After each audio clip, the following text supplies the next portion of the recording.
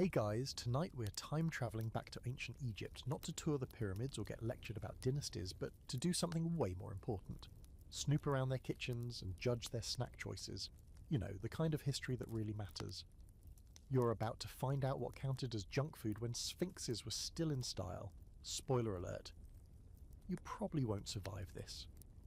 Not because it's dangerous, but because some of these treats are, let's just say, not FDA approved.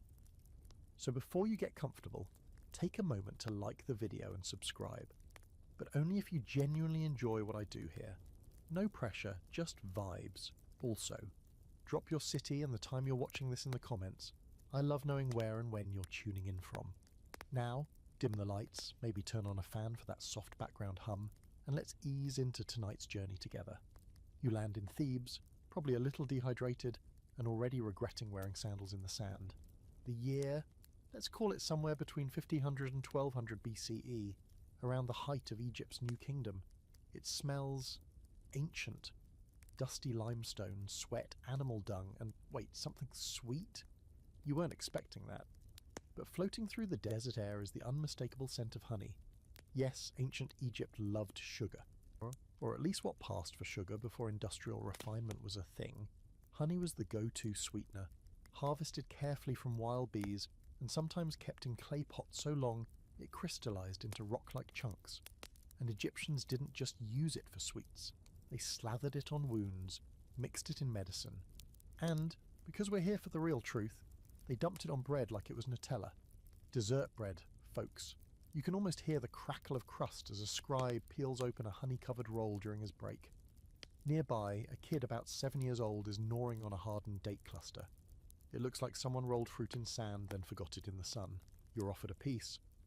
You chew, it's chewy, mostly pit, and somehow both too sweet and weirdly sour. That gritty texture? Yeah, not a candy coating, just actual sand. Welcome to snacking in the ancient world.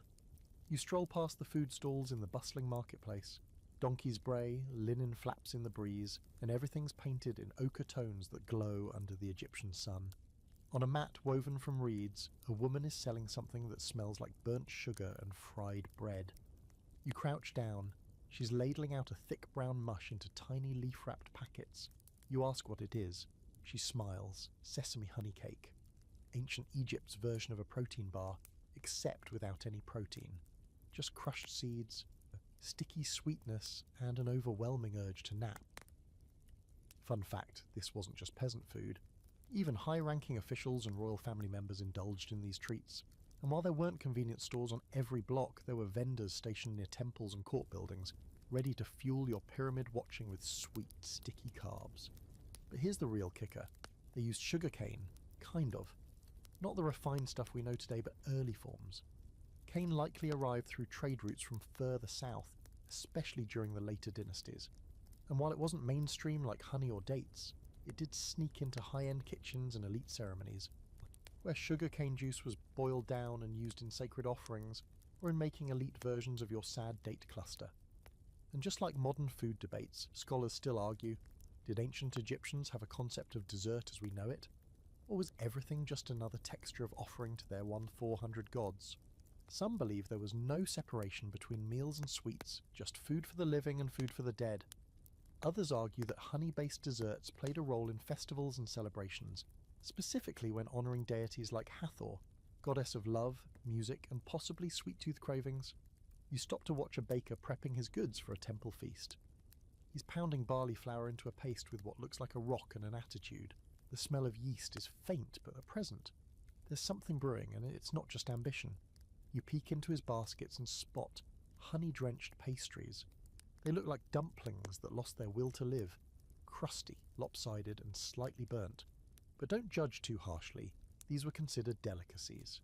And if you were lucky enough to be near the temple during one of the big annual festivals, you might get a bite of one of these half-charred, fully sticky sweets. Here's your quirky fact of the night.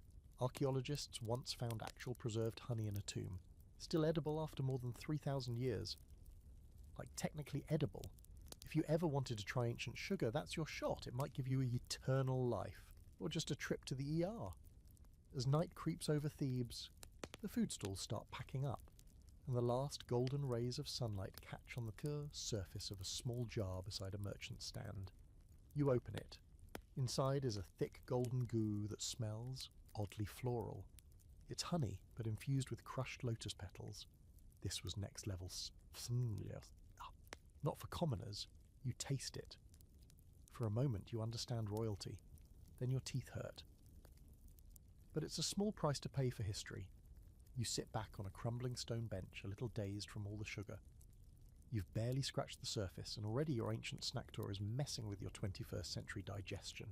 But there's more to taste, more to sniff, and definitely more to regret. And don't worry, we haven't even gotten to the fried things yet. You wake up to the smell of grease, not olive oil, not butter, something thicker, heavier, almost animal-like. And yep, it's definitely animal fat. Ox, if you had to guess. Which, given your very limited experience in the culinary arts of ancient Egypt, is bold of you.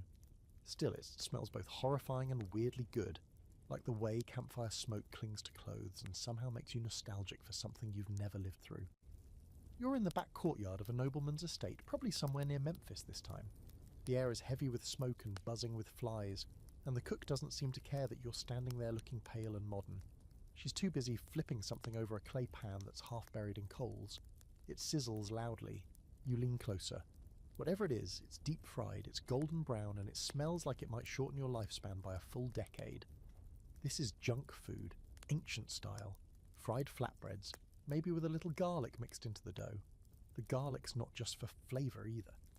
Egyptians believed it boosted strength and stamina, which made it popular with labourers and anyone hauling giant stone blocks across a desert.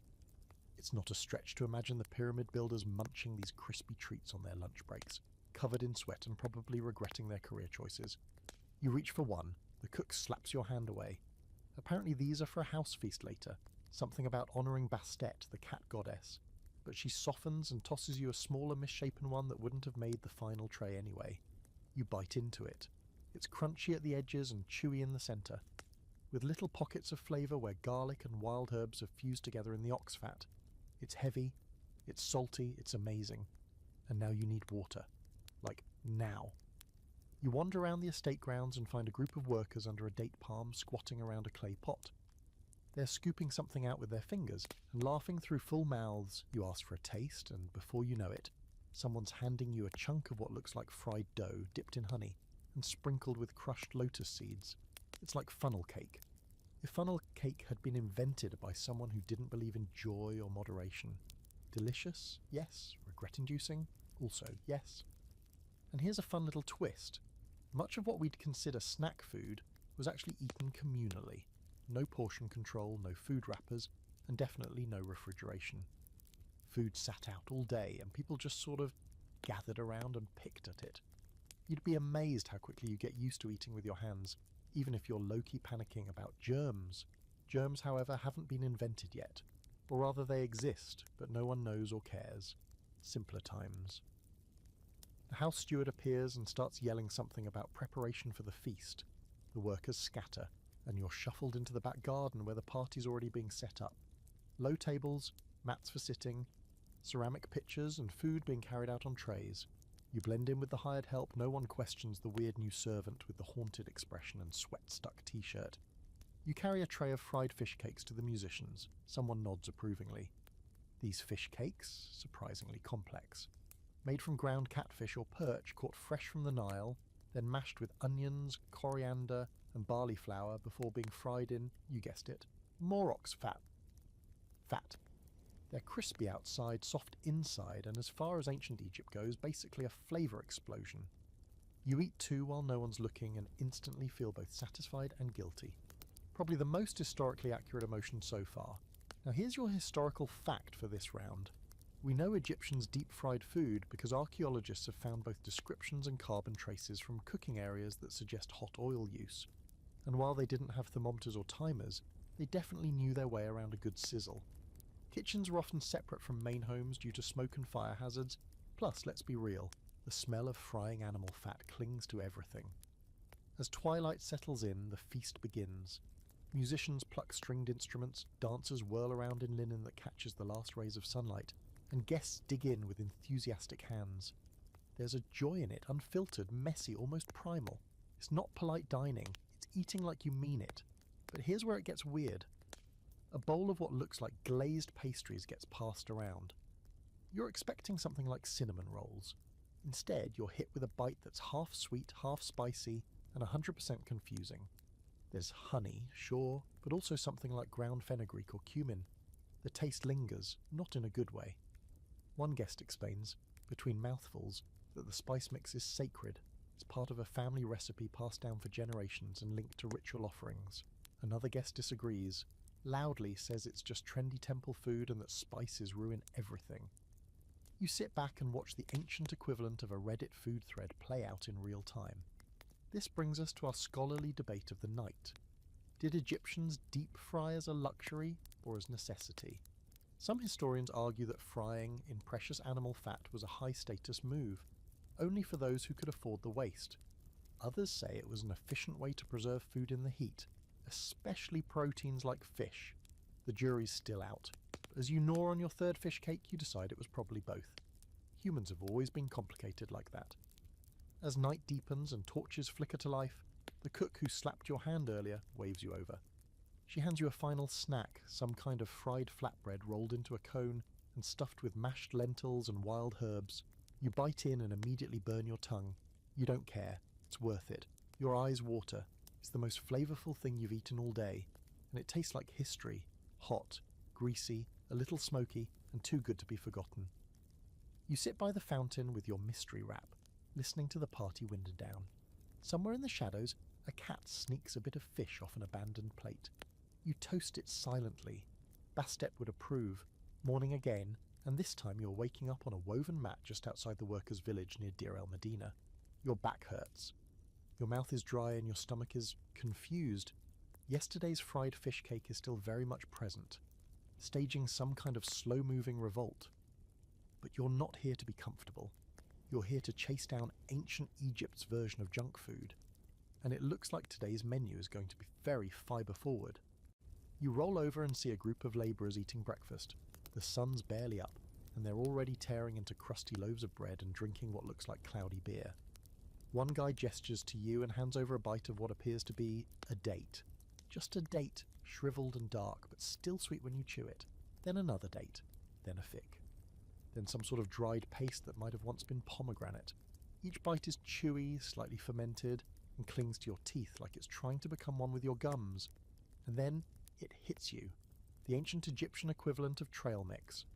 It's just dried fruit and nuts mashed together and sun-cured into sticky blobs, probably wrapped in a palm leaf or shoved into a pot. This was snack food for workers, the kind of thing you could carry in your tunic and gnaw on during a break from carving hieroglyphs. You start to appreciate the logic. Simple ingredients, no prep, little burst of sugar, and boom, back to chiseling stuff into walls. But not everything you're chewing is totally safe. One of the workers shows off a snack he says is made from green figs. You try it and instantly regret it. It's sour, mouth-puckering, and vaguely bitter in that this could be poison kind of way. Turns out some varieties of wild figs weren't just unripe, they were borderline toxic. Egyptians ate them anyway, because that's what you do when your options are this probably won't kill me or go hungry. High risk, high reward. You start to feel a rumble deep in your gut. Uh-oh, the date fig mash has teamed up with the ox fat from yesterday and declared war. You wander off looking for a private spot to think about your life choices and maybe reconsider your time-travelling career. By mid-morning, you're staggering back toward the village centre, where a woman is boiling something in a blackened pot. The smell is earthy and sour, like old yogurt mixed with sweat. She hands you a bowl and smiles. You take a sip. It's lukewarm, chunky and aggressively tangy. Milk, sort of, but not fresh. This is probably fermented goat milk, one of the many things ancient Egyptians did with dairy besides making cheese. And here's your quirky fact. Egyptians loved their dairy, but refrigeration was, well, not a thing. So they got creative. Sour milk drinks, cheese that tasted like wet bread, and butter that smelled faintly of sheep. And they didn't just drink it, they used it in medicine. Religious rituals, and sometimes even hair care. Yes, you could condition your locks with goat yogurt. Were you supposed to? Absolutely not, but they did. As you choke down the last spoonful of what you now believe might have been early kefir, or some punishment disguised as a beverage, you remember that some Egyptian texts mention milk as pure food of the gods. That tracks. because only a deity with an iron stomach could drink this willingly. By noon you're hiding under the shade of a date palm, your stomach doing small gymnastics, when a merchant wagon rattles by. It's pulled by a donkey and loaded with baskets of... Wait, is that more food? You jog up beside the cart and ask the driver where he's going. He says he's headed toward the West Bank to sell snacks to workers at the temple complex. You hitch a ride. This might be your best shot at discovering what actual working class junk food looked like in the dirt and heat of everyday labour. When you arrive, the scene is wild. Masons and painters are sprawled out under tarps, shirtless and sunburned, passing around what looks like mashed beans and flatbread. Others are chewing something reddish-brown, spitting out the pits. You try it. More dates, of course, but these have been soaked in some kind of syrup, thick, sweet, slightly smoky, possibly boiled with resin or myrrh. Dessert with a touch of embalming fluid, classy. One man offers you a bowl of lentil stew but says it's better cold, like pudding. He's not wrong, it's a starchy, spiced with coriander, and surprisingly filling. Someone adds a drizzle of leftover beer mash on top. This isn't so much a recipe as a dare, but it works. You slurp it down like a sad parfait and feel the day's heat creeping into your skull. Here's your historical fact of the day. Archaeologists have found traces of these exact ingredients, lentils, dates, and legumes in pottery shards at workers' camps, and some of these ancient junk foods were highly regional. For example, in Lower Egypt near the Delta, they preferred pickled radishes and garlic snacks. In Upper Egypt, it was more about dried fruit clusters and barley cakes. Which brings us to tonight's scholarly mystery. Were these snacks truly junk food in the way we understand it? Or were they just the only food available between real meals? Some scholars argue so that the lack of nutritional planning made them inherently junk, unbalanced, heavy on sugars and carbs. Others think this is a modern bias, and that to ancient Egyptians anything portable and edible was just smart design. Either way, your stomach doesn't care about the academic nuances. It's now a churning cauldron of ancient carbs, sour dairy, and resin-glazed dates. You lie back on a stack of woven baskets, watching vultures circle lazily in the sky, and try not to think about what your intestines are going to do next. The sun's going down, casting long shadows over the temple walls. Workers are packing up, wiping dust from their faces, and tucking leftover snacks into cloth pouches. You're handed one. Inside are 3 rock-hard figs, a crumbling wedge of barley bread, and a tiny clay cup of beer residue. Not a feast, but it's honest. You take a slow bite of the bread and let the crunch echo in your skull. Somewhere nearby, someone lights a small fire and tosses in a handful of dried herbs. The smoke drifts up, mixing with the last bits of sunlit dust. You sit in the middle of it all, bloated, curious, and a little too full of lentils. Tomorrow you decide you're skipping the figs. The sun rises with that slow golden creep that makes you think everything's calm and gentle, until it smacks you in the face and reminds you that you're still in the middle of an ancient Egyptian summer, surrounded by sand, sweat, and what you now know is a civilization deeply committed to the carb life. Today's adventure? Bread. More bread. And maybe, if you're lucky, something mildly alcoholic that passes for beer. You've heard whispers about a bakery just off the riverbank that supplies the entire local temple staff. You head that way, stomach still unsure of yesterday's bean dairy fruit extravaganza. The first thing you notice when you get there is the heat. Not the sun.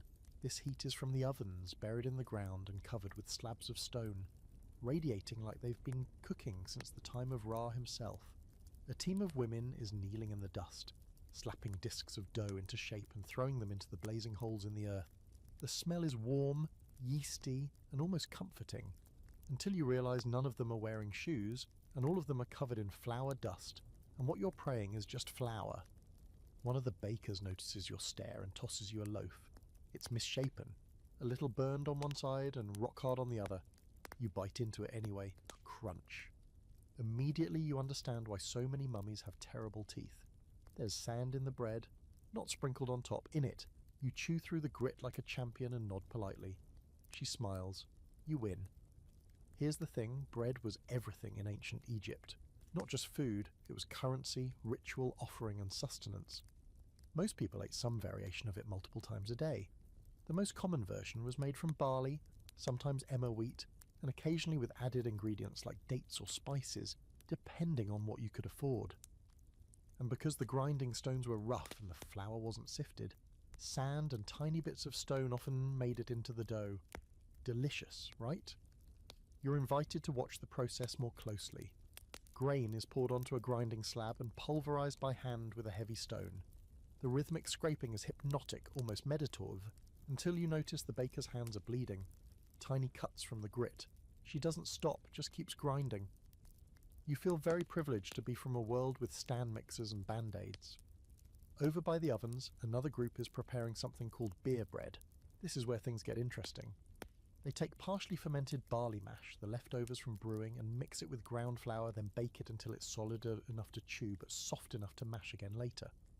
Basically, it's bread designed to be turned back into drink. You're handed a piece. It's wet, squishy, fermented, somewhere between banana bread and bad decisions. You eat it anyway. The taste, sour, earthy, slightly fizzy, like someone left oatmeal in a hot room for a week and then dared you to try it. Here's your historical fact. This bread-beer combo wasn't just common, it was essential. Daily rations for labourers often included several loaves of bread and large jugs of beer. That's how you got your calories, your hydration, and apparently your mild buzz all in one go. It wasn't just sustenance, it was survival. You ask one of the younger bakers if anyone ever ate bread for pleasure. She laughs and points to a tray cooling under a woven screen. You lift it carefully. Inside are tiny loaves shaped like animals. Fish, birds, cats, decorative bread, likely made for temple offerings or special celebrations. You nibble one shaped like a falcon. It's denser than the worker bread, subtly sweet and filled with a paste made from dates and crushed sesame. It's still dry, but definitely less sad. If ancient Egypt had a birthday cake, this might be it. But then comes the fringe fact of the day, and you are not ready. One of the elders insists that certain types of sacred bread were intentionally fermented with animal droppings. Not a lot, just enough to wake up the spirit of the grain. You nod slowly, pretending you didn't just hear that, and politely decline a second helping. Later that afternoon, the bakers take a break. You sit with them under a patch of shade as they pass around a shared jug of thick, frothy beer. It's not carbonated, it's chunky. Like soup and beer had a baby and no one told it how to behave. You're offered a sip. It tastes better than it looks, but that's not saying much. The alcohol content is low, but the funk level is high. Still, after the fifth or sixth sip, it starts to grow on you. Or maybe you've just given up. And here's a point of debate among modern scholars. Was Egyptian beer actually alcoholic? Some say yes, mildly. Others argue it was more like liquid porridge, nutritional but not intoxicating. The truth probably lies somewhere in the middle. A few jars for lunch wouldn't knock you over, but drink enough and you might start worshipping a statue or yelling at a cat, which, honestly, sounds like a normal Tuesday here. The day winds down and the bakers begin prepping for the next sunrise.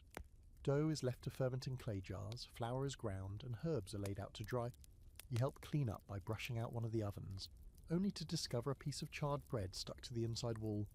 It's black as coal and smells like burnt popcorn. You take it out, curious. A baker laughs and says, "Temple priests say even burnt bread pleases the gods." You shrug and try a bite. It's awful, but apparently holy. As night falls, the bakers light a small fire and make one final treat. Tiny honey and herb biscuits baked on a hot stone. You take a bite, soft, sweet, with just a hint of thyme. For a moment, it tastes almost modern. You sit back in the dark, licking honey from your fingers and watching the stars flicker above the Nile. Somewhere far off, a hyena laughs into the quiet. You're full of bread, of beer, of questions, but mostly bread. It's the middle of the night, and you're awake again, not because you're cold or lost, but because your stomach is staging another protest. You lie there on your mat, thinking through everything you've eaten. The lentil parfait, the honey bread, the fermented milk soup, the fig incident. Your digestive tract feels like it's writing hieroglyphs across your insides, but you're still curious. Curious enough to sneak out before dawn and follow your nose downwind towards something crispy. The scent gets stronger as you approach the rear alley of a food stall in the village outskirts. Less temple, more farmer's market vibe. You hide behind a storage jar the size of a Mini Cooper and peek around the corner. There, hunched over a loaf whisso pan, is a man slowly stirring what looks like cubes of bread in a bubbling pool of something unmistakably fatty. You step closer.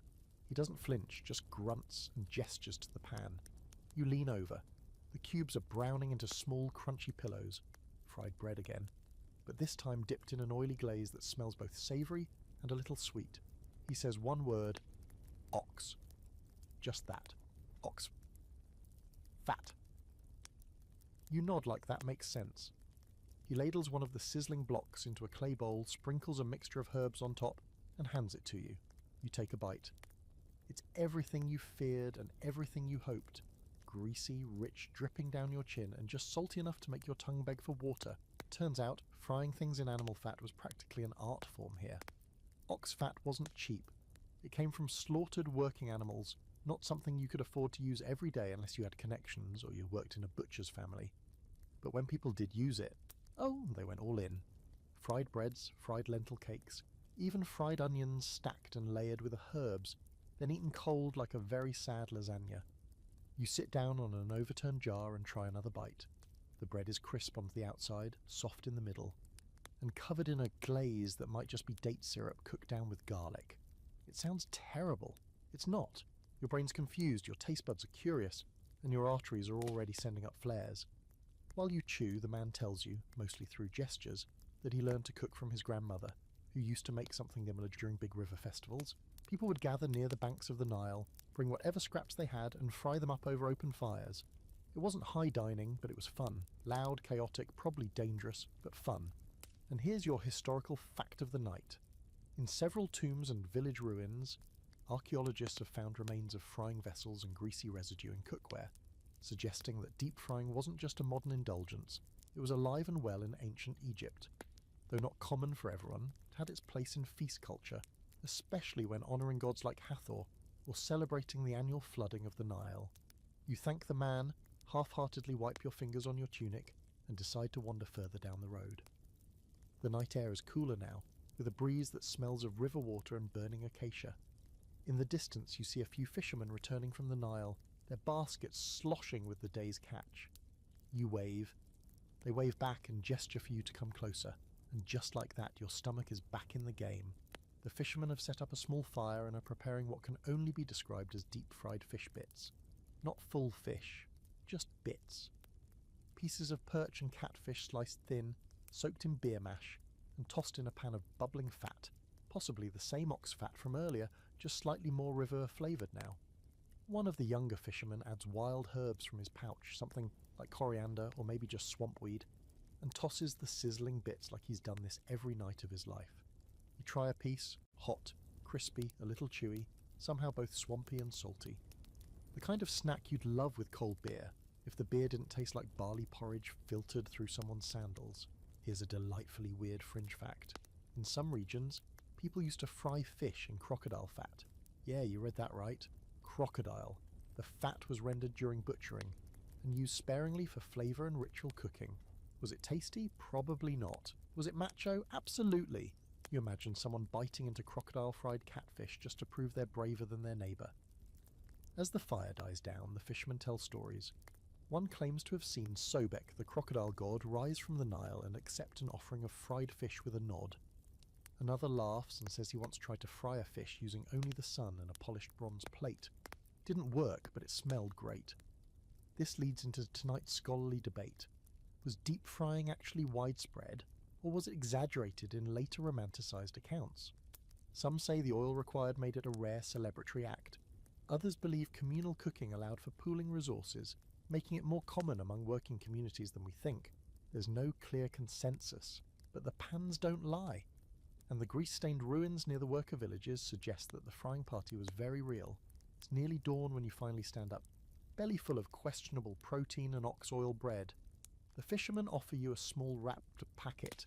Inside are a few leftover fried fish scraps, still warm, tucked into a palm leaf cone. You tuck it into your satchel like the world's saddest doggy bag.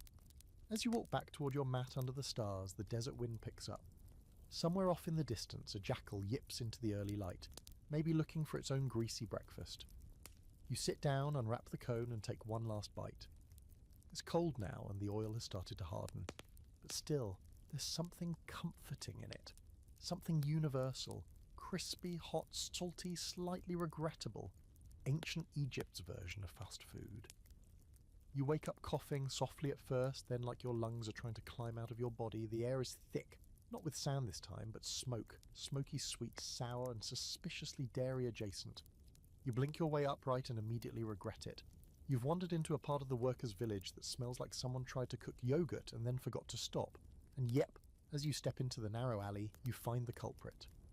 An old man hunched over a bubbling pot is muttering to himself in a mix of ancient Egyptian and the universal language of, "Why is this still boiling?"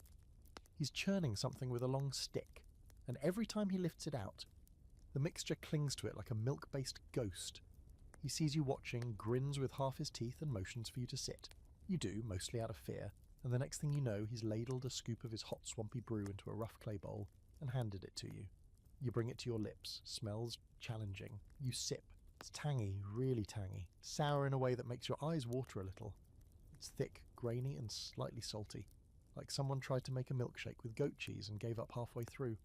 Congratulations, you're now drinking ancient Egyptian sour milk.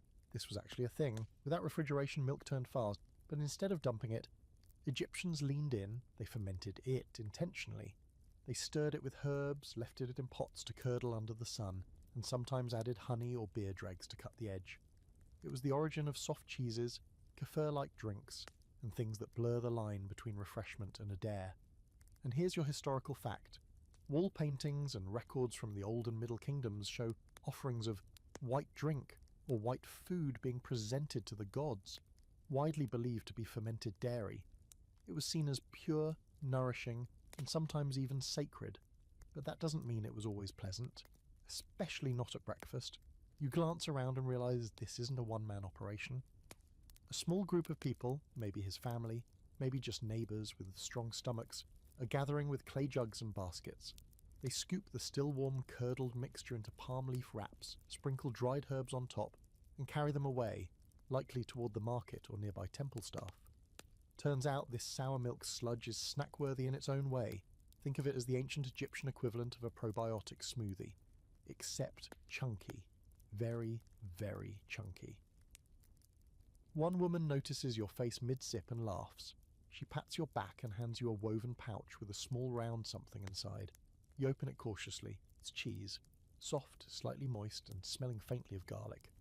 This is rush cheese, an early form of what we'd recognise as farmer's cheese or paneer. You nibble it, and it's not bad. Salty, a little sour, and a welcome break from the hot milk soup. Soup still sitting in your stomach like a warm, unhappy rock. But of course, nothing is that simple. She hands you another pouch. Inside is a darker cheese, crusty at the edges, smelling like decay. You look at her. She grins wider and mimes licking it. You're in too deep now. You take the tiniest possible bite. Instant regret. It tastes like milk, smoke, and betrayal. Like someone buried cheese underground and waited to see what would happen. Which, fun fact, is actually something they did. Some cheeses were aged in cool clay jars, partially buried to keep them from spoiling too fast. Whether this one is a masterpiece or a mistake is unclear. You're too busy trying not to cry. Quirky fact of the day. Some researchers believe ancient Egyptians used donkey milk not just for cheese but for cosmetics. Cleopatra was famously rumoured to have bathed in it. Wouldn't be surprising if she also snacked on a sour milk wrap while soaking in luxury. Honestly, the whole thing sounds like a very exclusive spa treatment with an appetizer course. You follow the woman through the back alley and into a small garden courtyard where more dairy experiments are happening. Pots line the walls, each labelled in crude markings. One's bubbling with what might be early yogurt. Another smells like it might be lemon rind cheese. And over in the corner, a boy is smearing goat butter on slices of cold barley bread and sprinkling it with, of all things, dried fish flakes. He offers you one. You take it. It's bizarre, fishy, creamy, grainy. Like someone tried to invent pizza but got confused halfway through. But it's a snack, a real one. Something a kid might actually enjoy sitting on a wall, watching beetles crawl by. Here's your scholarly debate. Did ancient Egyptians like sour foods, or did they just adapt to what the climate forced on them? Some argue that taste evolved around necessity. Fermented food kept longer, travelled better, and often carried spiritual value. Others say people genuinely enjoyed the sour tang and prized it in recipes. There's still debate over whether the sourness was a feature or a bug. Judging by the kid happily eating his fish cheese sandwich, it might have been both. As the sun climbs, the courtyard gets hotter. Someone brings out chilled clay jugs of something white and foamy. The first sip hits you like a slap. It's cold, which is nice, but it tastes like milk soda mixed with vinegar and sadness. Still, after everything you've tried, you sip again. It's not worse than that weird wheat beer. And it's hydrating, probably. Before you go, the old man waves you over again. He hands you a small cup, something ceremonial clearly. It's filled with a pale blue liquid that shimmers faintly in the sunlight. You sniff it. It smells like sour milk and crushed herbs. You drink. Immediately your mouth goes numb. You smile. He smiles back. It's ancient Egyptian dairy liqueur. Probably just fermented milk with blue lotus extract or something herbal. But it hits like a shot of something deeply not legal in your century. You feel warm, dizzy, maybe slightly enlightened. You walk away feeling like you've joined a very ancient, very fermented club. You return to your spot near the reed mat, lie back and let the milk dreams take over. Somewhere in your mind, cheese gods are dancing, or maybe that's just your liver asking for a vacation. Either way, you're done with dairy. For now. When you wake up this time, there's no fire, no bustling village, no cheese-scented air. Just the soft splash of oars, the creak of a boat hull, and the warm sun pressing down like a sleepy hand on your back. You're floating down the Nile. Don't ask how you got here. Just blame the dairy liqueur from last night. You're wedged between two baskets of fish, your legs dangling lazily over the side, drifting past reeds and lily pads like an ancient Egyptian extra in a National Geographic reenactment. A fisherman squints at you from across the boat, says something you don't understand, then tosses you a piece of something leathery and dark. You sniff it. It smells like low-tide gym socks and ambition. You take a cautious bite and instantly regret every decision that brought you to this moment. Sun-dried catfish jerky. It's chewy, like impossibly chewy. You gnaw for what feels like 20 minutes before it breaks down enough to swallow. It's salty, yes, but also weirdly sweet, probably from the smoke or some primitive glaze. And you realise this is boat food. Nile snacks. Stuff you could pack for a long day of fishing and still gnaw on at sunset. Think beef jerky. But if the cow had gills and dreams of vengeance. The fisherman grins and offers you a flask. You take a swig. It's not water. It's cold beer, or as close as beer gets around here. Fermented barley water, cloudy and barely alcoholic, but refreshing after a salty mouthful of fish rubber. You look around the boat. It's simple. A few woven mats, some reed baskets full of odds and ends, and a small cooking pot rigged on a makeshift fire pit. The fisherman gestures toward a bundle wrapped in palm leaves. He unwraps it slowly, ceremonially, like he's revealing treasure. Inside, more snacks. Dried river reeds pounded into something between a flatbread and a chew toy, mixed with crushed nuts. Maybe some honey and, oh, fun, bits of what looks like crayfishy. You try a piece. It's crunchy, oddly sweet, and tastes like pond water wrapped in sugar. Somehow not terrible. You chew slowly and stare out at the Nile, dotted with other tiny boats and wide-winged birds drifting across the sky like ancient kites. Historical fact incoming, the Nile wasn't just a highway, it was a floating pantry. Fish were an essential protein source and not just the fresh kind. Drying and salting fish made it portable, and fermented fish paste, yes, fish paste, was used as a seasoning in all sorts of dishes, from stews to bread spreads.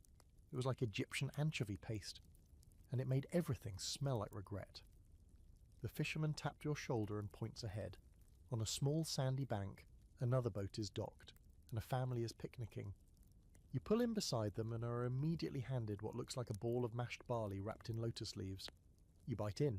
It's soft, earthy, and wait, is that fruit? There's a hint of fig in there, maybe even raisins. Ancient granola ball. The kids are popping them into their mouths like candy, giggling and racing each other around the boat. You're starting to think you've stumbled into a prehistoric lunch break. You sit with them on the sand. Someone offers you a slice of something flat to thin, glistening with what looks like fish oil. You accept. You always accept. It tastes like sesame and despair, but it's filling. Here's your quirky fact. The ancient Egyptians sometimes made riverweed snacks. That's right, riverweed. They'd gather floating plants from shallow waters, dry them, press them into cakes, and serve them with salt or dried fish. High in fibre, low in flavour, questionably digestible. One of the older women pulls out a jug sealed with beeswax. She pops it open, and a sweet fermented scent wafts out, like honey wine left too long in the sun. Everyone perks up. They pass around small clay cups, and you're given a sip.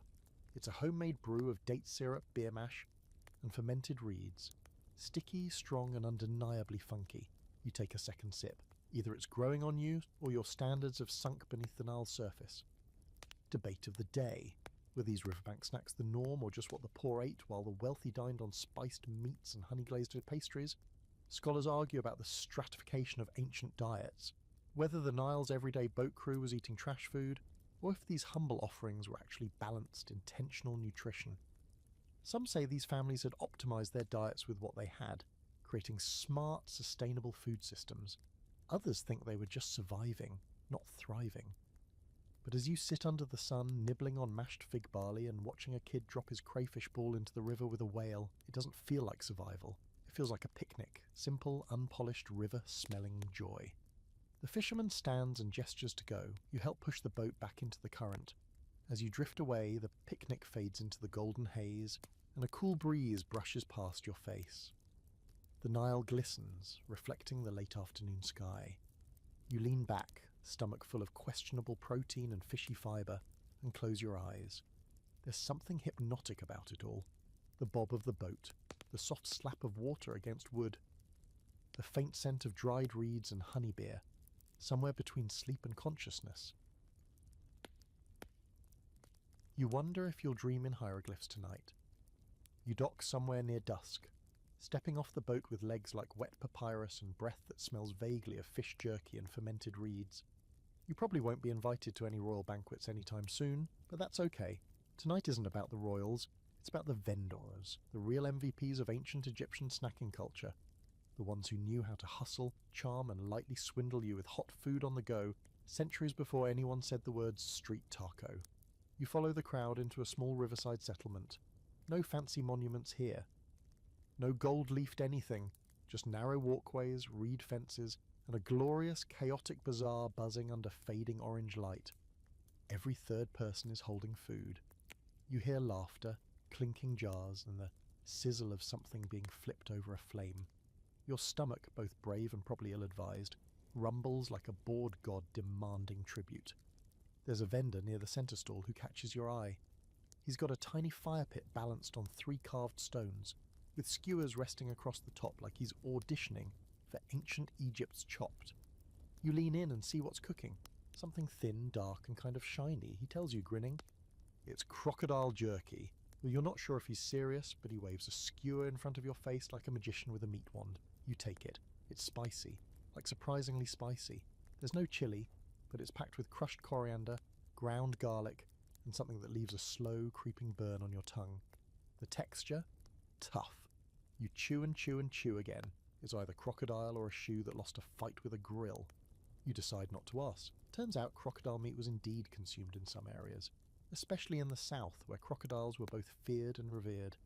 Eating them wasn't common, especially since the god Sobek was a literal crocodile and might take offence. But it did happen, and the meat was salted, dried, and sometimes sold in markets, particularly when someone caught a small one, or got bold enough to trap a young male near the reeds.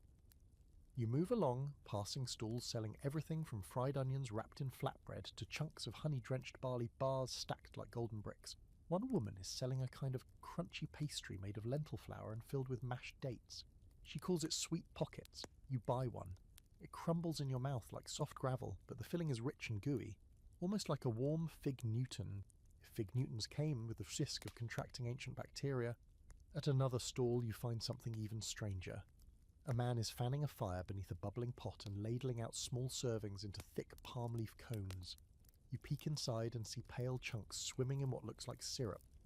He offers you a taste, pointing to a picture of a hippo carved onto a wood sign behind him. You freeze. Is this? He nods. Fat of hippo, he says, proud, with carob and honey. Your brain does backflips. Hippo fat caramels. That's what you're about to eat. You stare at the molten blob for a second longer than necessary, then take a bite because you've clearly lost control of your life. It's fatty, rich in a way that coats your mouth and soul. The carob and honey are doing their best, but there's no mistaking the earthy heaviness of rendered hippo. It's both dessert and survival ration. You swallow and decide never to speak of this again. Quirky fact of the day: some rare feasts, especially among the Nile Delta elite, included exotic meats, hippo, giraffe, even plus lion in some absurd cases. Not everyday meals, but occasional flexes of wealth and danger doming. Hippo fat specifically was also used in medicine and cosmetics, making it one of the more versatile weird ingredients of the time. You chase the caramel with something safer, probably.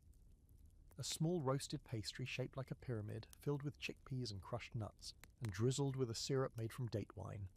It's nutty, slightly savoury, and, thankfully, not made of hippo. You make a mental note to find this vendor again, if you survive the night. Across the way, 2 teenage boys are frying something in a shallow pan and shouting about its aphrodisiac properties. You step closer, out of curiosity and poor judgment, and discover they're selling fried lotus root strips dusted with some kind of dried herb powder. You try one. It's crispy, slightly floral, and tastes like it would pair well with not being told it's an aphrodisiac. They wink at you anyway. You walk away faster than you chew. Here's your scholarly debate for the night. Were food vendors like this common, or were they exaggerated in romanticised texts and modern imaginations? Some researchers say bustling food stalls were mostly a city thing. Memphis, Bulls, Thebes, Heliopolis. Others believe informal street vending was widespread, with everyday people selling whatever they could cook in bulk. The lack of written records on lower-class food culture makes it hard to know for sure. But if smell is evidence, then these places were real, very real, and unforgettable. As the sky dims, lanterns flicker to life, small clay bowls filled with oil and tiny reeds serving as wicks. The whole market glows like a floating constellation. Vendors shout their final offers, kids dart through the crowd with sticky fingers and half-eaten honey cakes. A group of musicians begins to play nearby, their flutes and hand drums weaving into the hum of night commerce. You find a quiet corner near a closed stall and sit down, hands sticky, head buzzing from salt, sugar, and that deeply confusing hippo candy. You pull out the last of your snacks, a leftover sweet pocket and the now hardened crocodile skewer. You nibble on both, watching as the market slowly winds down. A cat slinks past you, stops, and eyes your food. You break off a bit of jerky and toss it its way. It sniffs, considers, and then walks off like you've offended its ancestry. Fair. You lean back against the stall's wall, the smells of the night still clinging to your clothes. Fried oil, honey, river mud, and crushed herbs is the scent of a civilization that knew how to turn just about anything into food, whether it should have or not. And honestly, you respect it. You wake up to the sound of buzzing. Not voices, not footsteps, not the gentle clink of pottery. No, this is a full-on bee rave somewhere nearby, and it's growing louder by the second. You crack one eye open and realise you're lying dangerously close to a large clay hive, a honey hive to Meuse. And judging by the bee traffic, someone forgot to put up a do not disturb sign. You roll away slowly, so slowly it feels like a scene from a horror movie set in a botanical garden, and crawl out from behind the stall where you passed out. The bazaar is quiet now. Morning light filters through strips of linen hanging above the walkway. Everything's soft gold and dusty shadows. You're sticky, groggy, and probably still digesting something unholy from last night, but the honey scent hits you like a blessing. You follow it around the corner into a quiet alley where a woman is tending to a series of low domed clay structures lined up against a wall. Beehives, ancient Egyptian style. She doesn't flinch when you approach, just hands you a flat piece of bread smeared with thick amber goo. You bite in before your brain can stop you. It's incredible, sticky, floral, a little smoky from being stored in a clay jar near the hearth. The bread is crumbly but warm, like it was just pulled from the ashes of a small fire. The honey sinks into it, soaking the edges. It's not quite breakfast, it's not quite dessert, it's ritual food. You can feel it in your teeth. She points to a small clay pot beside the hearth. You peek inside, it's packed full of honeycomb, still glistening. Some of it has hardened around the edges, turning into candy-like chunks you could probably chip a tooth on. She offers you one. You chew slowly. It's a mix of wax, syrup, and faint floral notes, like chewing perfume, but in a good way. Kind of. This is where things get fascinating. Honey wasn't just food in ancient Egypt. It was medicine. It was preservation. It was offering. And it was power. Tombs have been found with sealed honey pots over 3,000 years old, and still perfectly edible. That's your historical fact for the day. Honey doesn't spoil. Time can't touch it. Archaeologists found honey jars in King Tut's tomb that were still smooth, sweet, and surprisingly normal looking. Meanwhile, you've thrown out yogurt that expired yesterday. Make it make sense. The woman walks over to a storage crate and pulls out a tray of pastries. At first glance, they look like rocks. Then you realise they're honey cakes, dense, dark, and shaped like little bricks. She offers one, you nibble. It's rich, soaked through with honey and something like sesame or flax, heavy enough to double as a weapon. The aftertaste lingers in your throat with a sweetness that borders on cloying, but there's no denying this is dessert. Real indulgent dessert. No pickled radish or fermented milk in sight. And now for your quirky fact. These honey cakes were often shaped like animals, hippos, falcons, even cats. Not for fun necessarily, but for symbolic reasons. Offering animal-shaped treats to the gods was common, and sometimes even part of specific feasts. Eating them, a little less common, unless you worked in a temple and had sneaky fingers. You ask if you can help, mostly to justify the fact that you're now 6 honey treats deep and starting to see the air shimmer. She laughs and shows you how to shape the dough. Barley flour, ground nuts, honey, and dried figs. You mash everything in a large bowl with a smooth stone until it sticks together, then press it into a mould carved like a lion. Symbol of strength, she says. Probably also a symbol of don't eat the whole tray. The mould goes into a clay oven, and 10 minutes later, out comes your very first lion cake. It's slightly burnt, a little crooked, but she claps anyway and hands it to you with pride. You bite the ear off. Crunchy, sweet, empowering. Then she points to a different, smaller pot nearby. This one's sealed with twine and wax. She cracks it open, and the scent punches you in the face. It's like honey, yes, but also something sharp, fermented, almost vinegary. You lean in and see something bobbing inside. Fruit, dates probably. Maybe pomegranate, soaked for weeks in honey, and something herbal. You try a small spoonful and feel your jaw clench. It's syrupy, but with bite. Like ancient Sour Patch Kids. Your teeth aren't happy, but your curiosity is. This leads into tonight's scholarly debate. Were honey-based treats common among the lower classes, or were they reserved for elites and temple rituals? Some believe that everyday folks had limited access to honey, especially in drier regions, and used it sparingly, more as a special occasion ingredient. Others argue that wild hives were common enough, and honey was bartered like any other staple. The answer probably shifts depending on the region, season, and your relationship with whoever controlled the beehives. You take one last look around the little alley bakery. Clay pots lined up neatly, bees buzzing lazily in the distance. The smell of scorched flour and hot sugar lingering in the air like a dream. You're full again. Not uncomfortably full this time. Just sweetly full, spiritually full. Maybe honey actually does have divine properties. Or maybe you're just crashing from the sugar high. Before you leave, the woman hands you a small wrapped packet. Inside are 3 tiny honey cakes, each a different shape. A hawk, a scarab, and yes, a cat. You smile, tuck them into your satchel, and step back out into the morning sunlight. The market is waking up again. Vendors setting up, kids yelling, dogs barking. But your pace slows. You're moving in syrup now, sweet ancient syrup. Somewhere deep in your jaw, a tooth pings with regret. It was worth it. You walk on, licking honey from your fingers. By the time the midday sun is overhead and cooking the stones beneath your feet like some divine punishment for curiosity, you're wandering again. This time through the more rural edges of the settlement, where the air smells not of spice or honey, but something meatier, rich, smoky, and oddly heavy. You know that smell. You've smelled it in butcher shops and on questionable camping trips. It's the smell of rendered fat, meat sizzling on stone, and you're pretty sure caramelizing something that once grunted. You follow your nose around a bend and into a clearing where a group of workers are taking a break beneath a loosely thatched awning. They're sitting cross-legged around a wide, shallow fire pit. One man is stirring a pot of bubbling liquid with exaggerated pride, and as you step closer, he beckons you over like he's unveiling a state secret. You look into the pot and your brain instantly starts trying to name the colour. Somewhere between amber and threatening. Then he says it. Hippo fat caramels. Again? Oh no. They're back.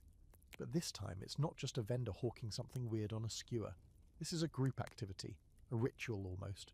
The pot is full of rendered hippo fat, boiled slowly with honey, crushed carob pods, and what looks like dried pomegranate seeds. The resulting goop is thick, glossy, and so aromatic it nearly knocks you over. One worker ladles it into a wide, flat bowl where it begins to cool and harden like taffy. You're handed a warm, sticky glob in a piece of palm bark. You chew and chew. it's better than last night's version. The carob brings a deep chocolate-adjacent note, and the pomegranate cuts through the fat with sharp, fruity brightness. Still, you're aware you're essentially eating dessert candles made from one of the most dangerous animals in the Nile. You're not alone in this mental gymnastic.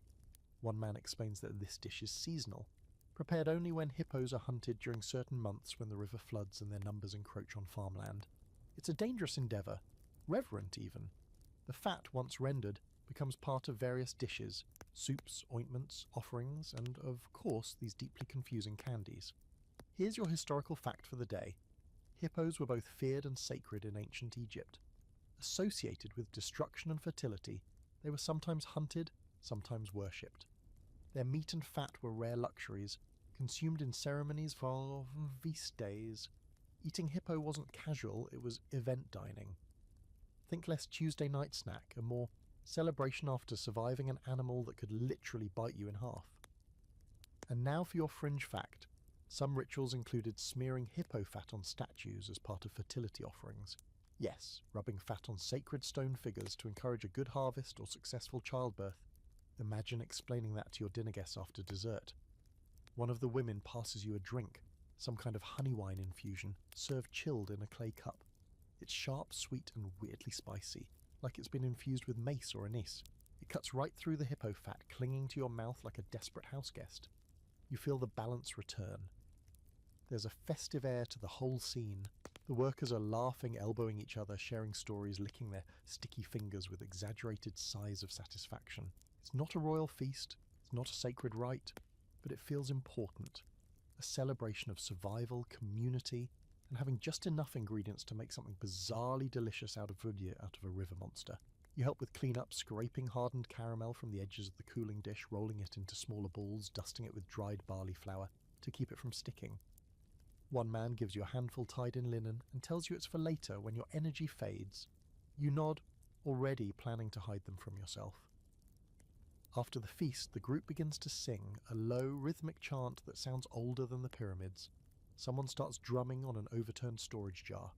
You lean back against a palm trunk, stomach heavy and full, and watch the dance begin. It's not coordinated or formal, just joy. Bodies moving in circles, dust rising around bare feet, voices rising over the hum of insects and heat. This leads into your scholarly debate. Were foods like this, rich, high-fat, sticky confections, intended for pleasure or for ceremony? Some argue that these treats, especially those made from rare ingredients like hippo, were purely symbolic, meant for offerings or rites. Others point out that humans have always found ways to indulge, and even ceremonial food gets eaten once the god statues aren't watching. The truth? Probably both. Even in the most sacred moments, someone probably snuck a bite. As the sun begins to tilt westward, you wander off toward the river, your linen tunic stiff with sugar and smoke. You unwrap one of the hippo fat caramels and nibble it thoughtfully. The texture's changed as it cooled, now chewy, slightly crumbly, less aggressive. The flavour lingers on your tongue with a strange, comforting richness. You sit on the riverbank watching dragonflies skim the water. A pair of ibises wade nearby, stabbing at invisible fish with curved beaks. The breeze carries the fading scent of cooked fat and burnt honey, blending into the reeds and dusk. You lean back, one hand on the warm earth, the other still holding a half-eaten caramel. You've now eaten at least 3 animals the average modern tourist would never willingly touch. Your body is either adjusting to the ancient diet or preparing for full system collapse. Hard to tell.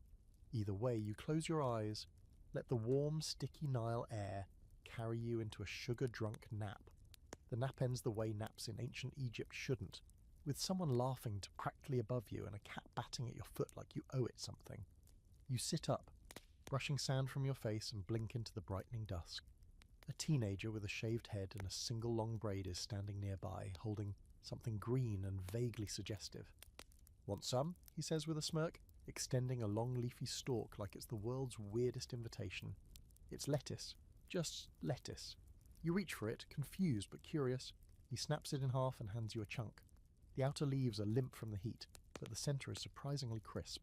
You take a bite.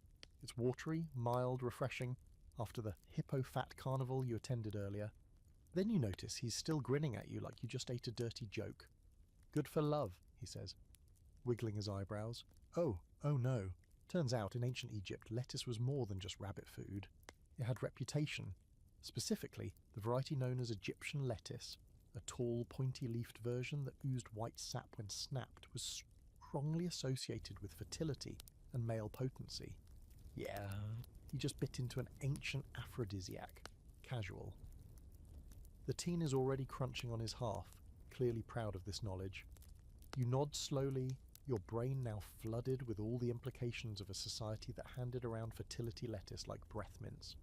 You chew carefully, like it might do something drastic if you go too fast.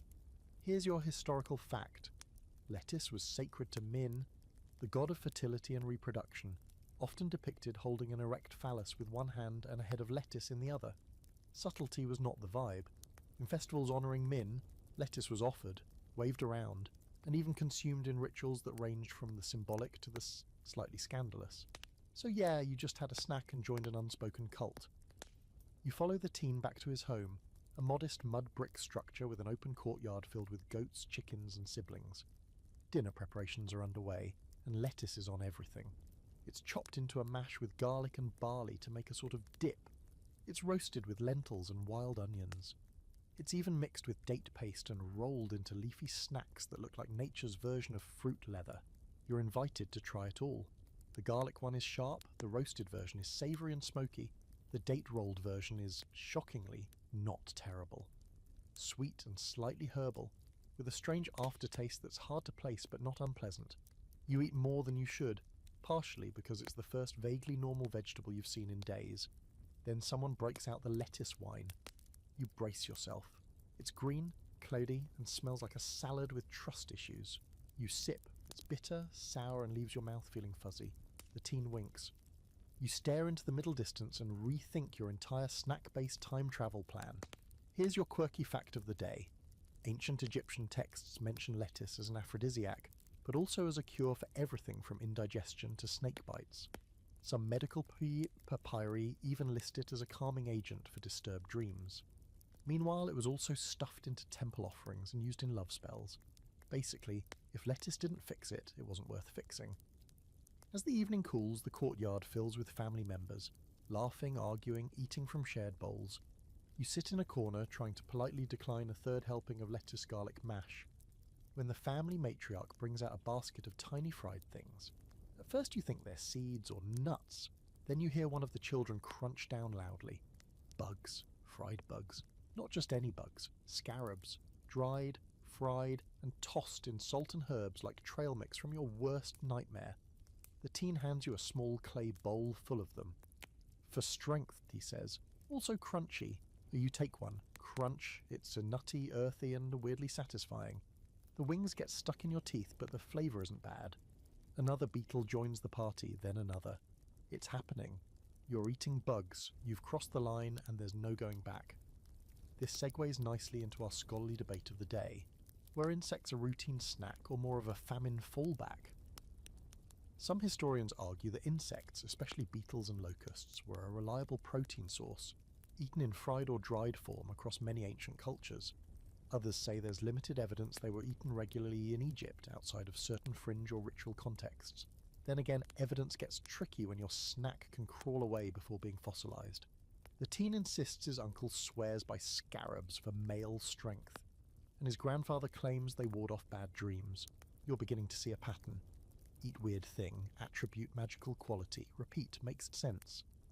As night falls, someone lights a small incense cone near the food bowls.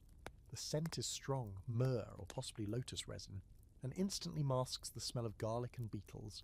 You sit back, chewing on a date, your hand still slightly green from lettuce sap.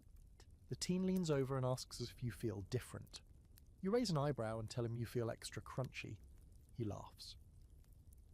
Before you leave, the family insists you take a night bundle, a palm leaf packet tied with linen string. Inside, 1 lettuce date roll, 2 fried scarabs, and a tiny jar of thick green paste you refuse to identify. You walk into the cool desert air, full of fertility salad and sacred insects, with absolutely no idea what your stomach is going to do in the next 12 hours. The moon is high, casting silvery light across the rooftops. Somewhere nearby, a couple is arguing, a cat knocks something over, and a flute plays a single off-key note before giving up. You lean against a low wall, unwrap a fried beetle, and pop it into your mouth. Crunch. This is fine, probably. You don't remember falling asleep, but the way your neck is currently folded over a mud brick ledge suggests it wasn't planned. You wake up with the imprint of ancient Egyptian masonry on your cheek, and the faint taste of lettuce, date paste still haunting your tongue. It's not the worst place you've slept lately. Top 5. Honestly, but your back has filed an official complaint. You stretch, groaning like an obelisk being raised without a pulley system, and start walking. Your stomach is oddly buoyant, either out of fear or pure resignation. You cross a narrow irrigation canal and stumble into a small courtyard that smells like heat, straw, and roasted something. It's not meat, not fish, not bread. It smells crunchy. You're not ready. A man is crouched near a shallow stone basin filled with the mix of roasted grains, crushed legumes, and something that looks suspiciously like exoskeleton. He waves you over with a big soot-covered hand and offers a handful of what looks like trail mix from the underworld. You reach in against your better judgment and scoop out a mix of roasted chickpeas, cracked barley, sesame seeds, and yes, definitely scarab beetles. Not fried this time, toasted. The texture? Crunchy. Extremely crunchy. It's not a delicate snack. You chew, then chew some more, and somewhere in there a leg gets stuck between your molars. The man chuckles like he's seen this before. You swallow, eyes watering slightly.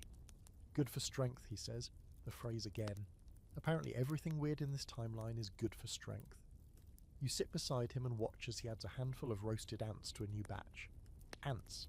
Tiny ones, coated in date syrup and rolled in sesame. He offers you one. You take it. Sweet, then spicy. Someone mixed in ground coriander. It's actually not terrible. It tastes like someone tried to reimagine a granola bar with bugs instead of oats. Points for creativity. Deducted points for legs. You ask where all the bugs are coming from, and he gestures toward a cluster of woven baskets and shallow clay dishes left out in the sun. Traps, essentially. Baited with date syrup or crushed melon, they lure in scarabs, ants, and the occasional cricket. Then it's just a matter of sorting, drying, roasting, and voila, snack mix. High protein, long shelf life, surprisingly crunchy. Here's your historical fact. Insects in ancient Egypt weren't just pests, they were symbolic, sacred, and in some cases eaten.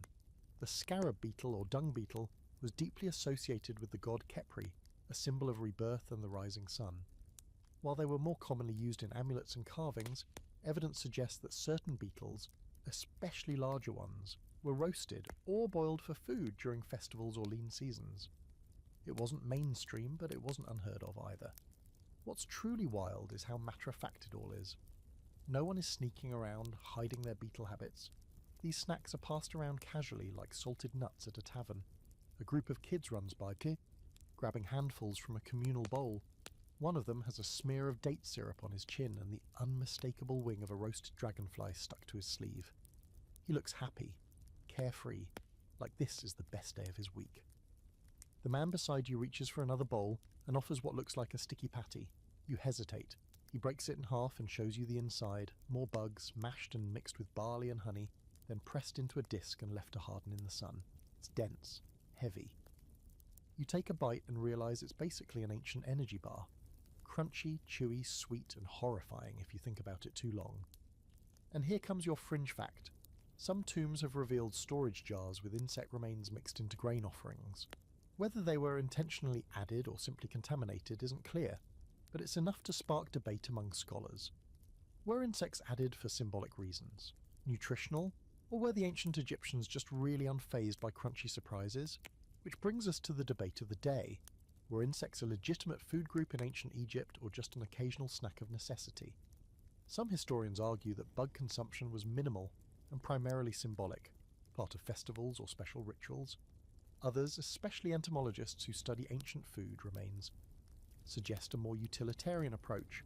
Bugs were abundant, protein-rich, and easily prepared. The truth is probably somewhere in between.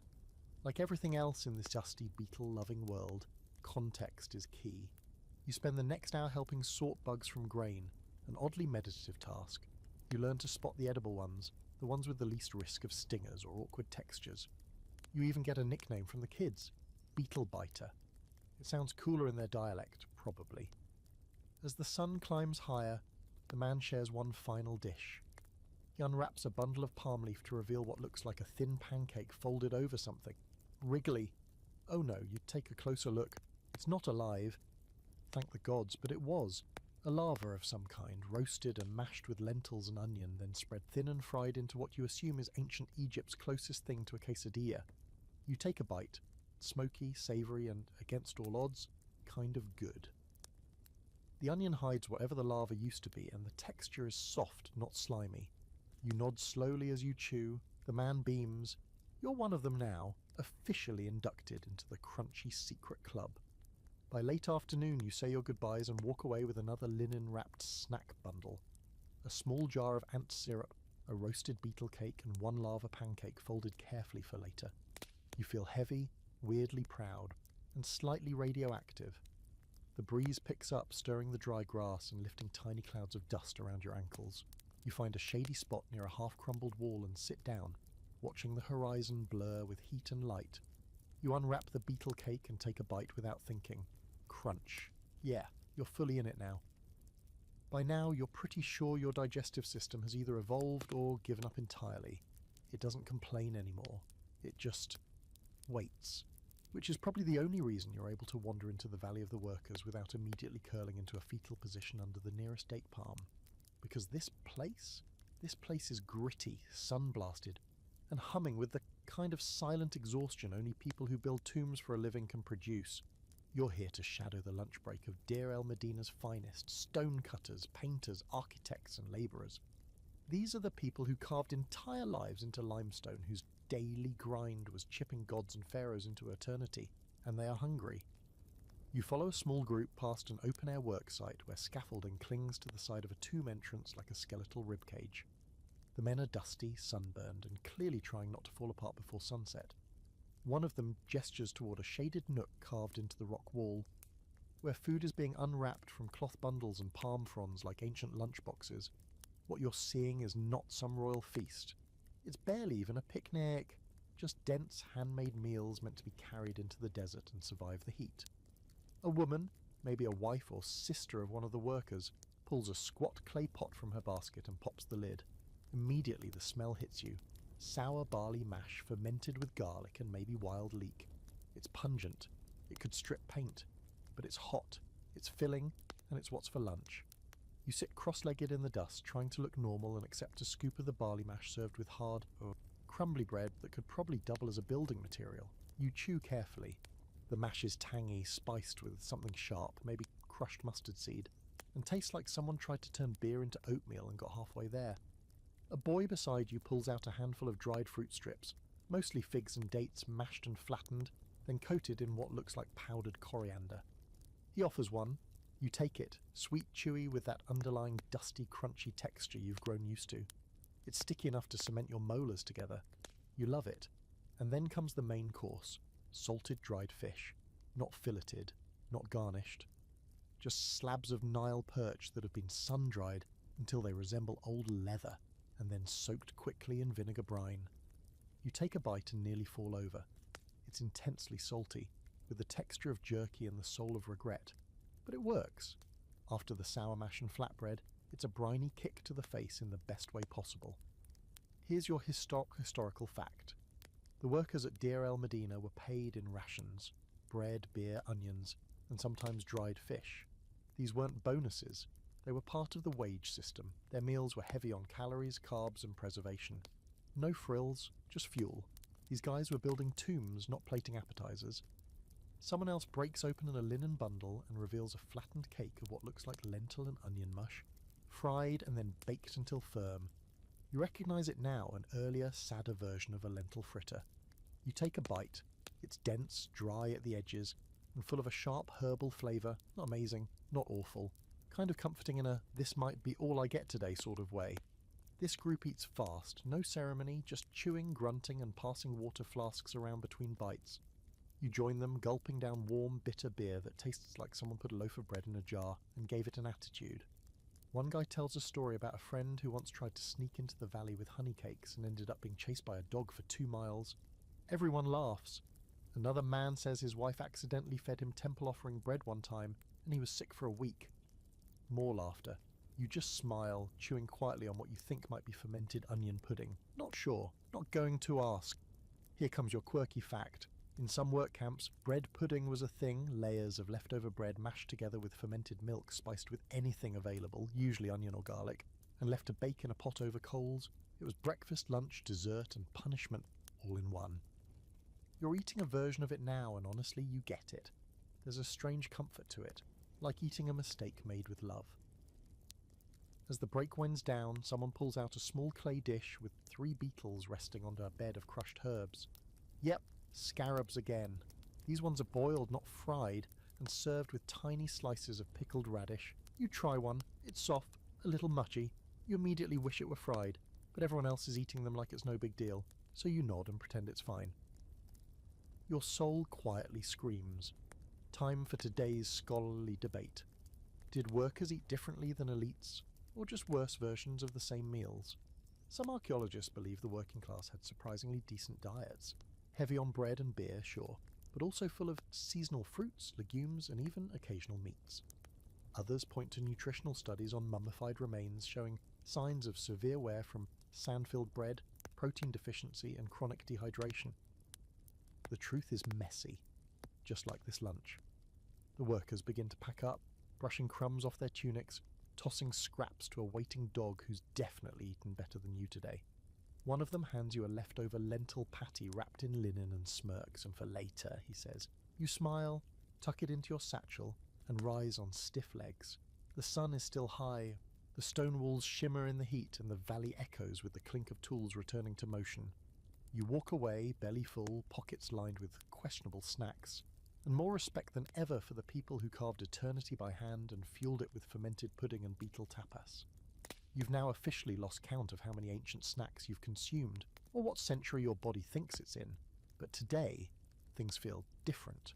Not because your stomach has finally stopped revolting, it hasn't, or because you're getting used to pickled beetles, you're not, but because you're entering sacred ground, literally. You're walking through the sand-choked corridor of a tomb temple, the air noticeably cooler, thick with hamlets and incense. The walls are covered in painted scenes of feasts, celebrations, and gods reclining beside tables of food that seem far too elaborate for the desert. It's beautiful, surreal. And then you notice something oddly familiar.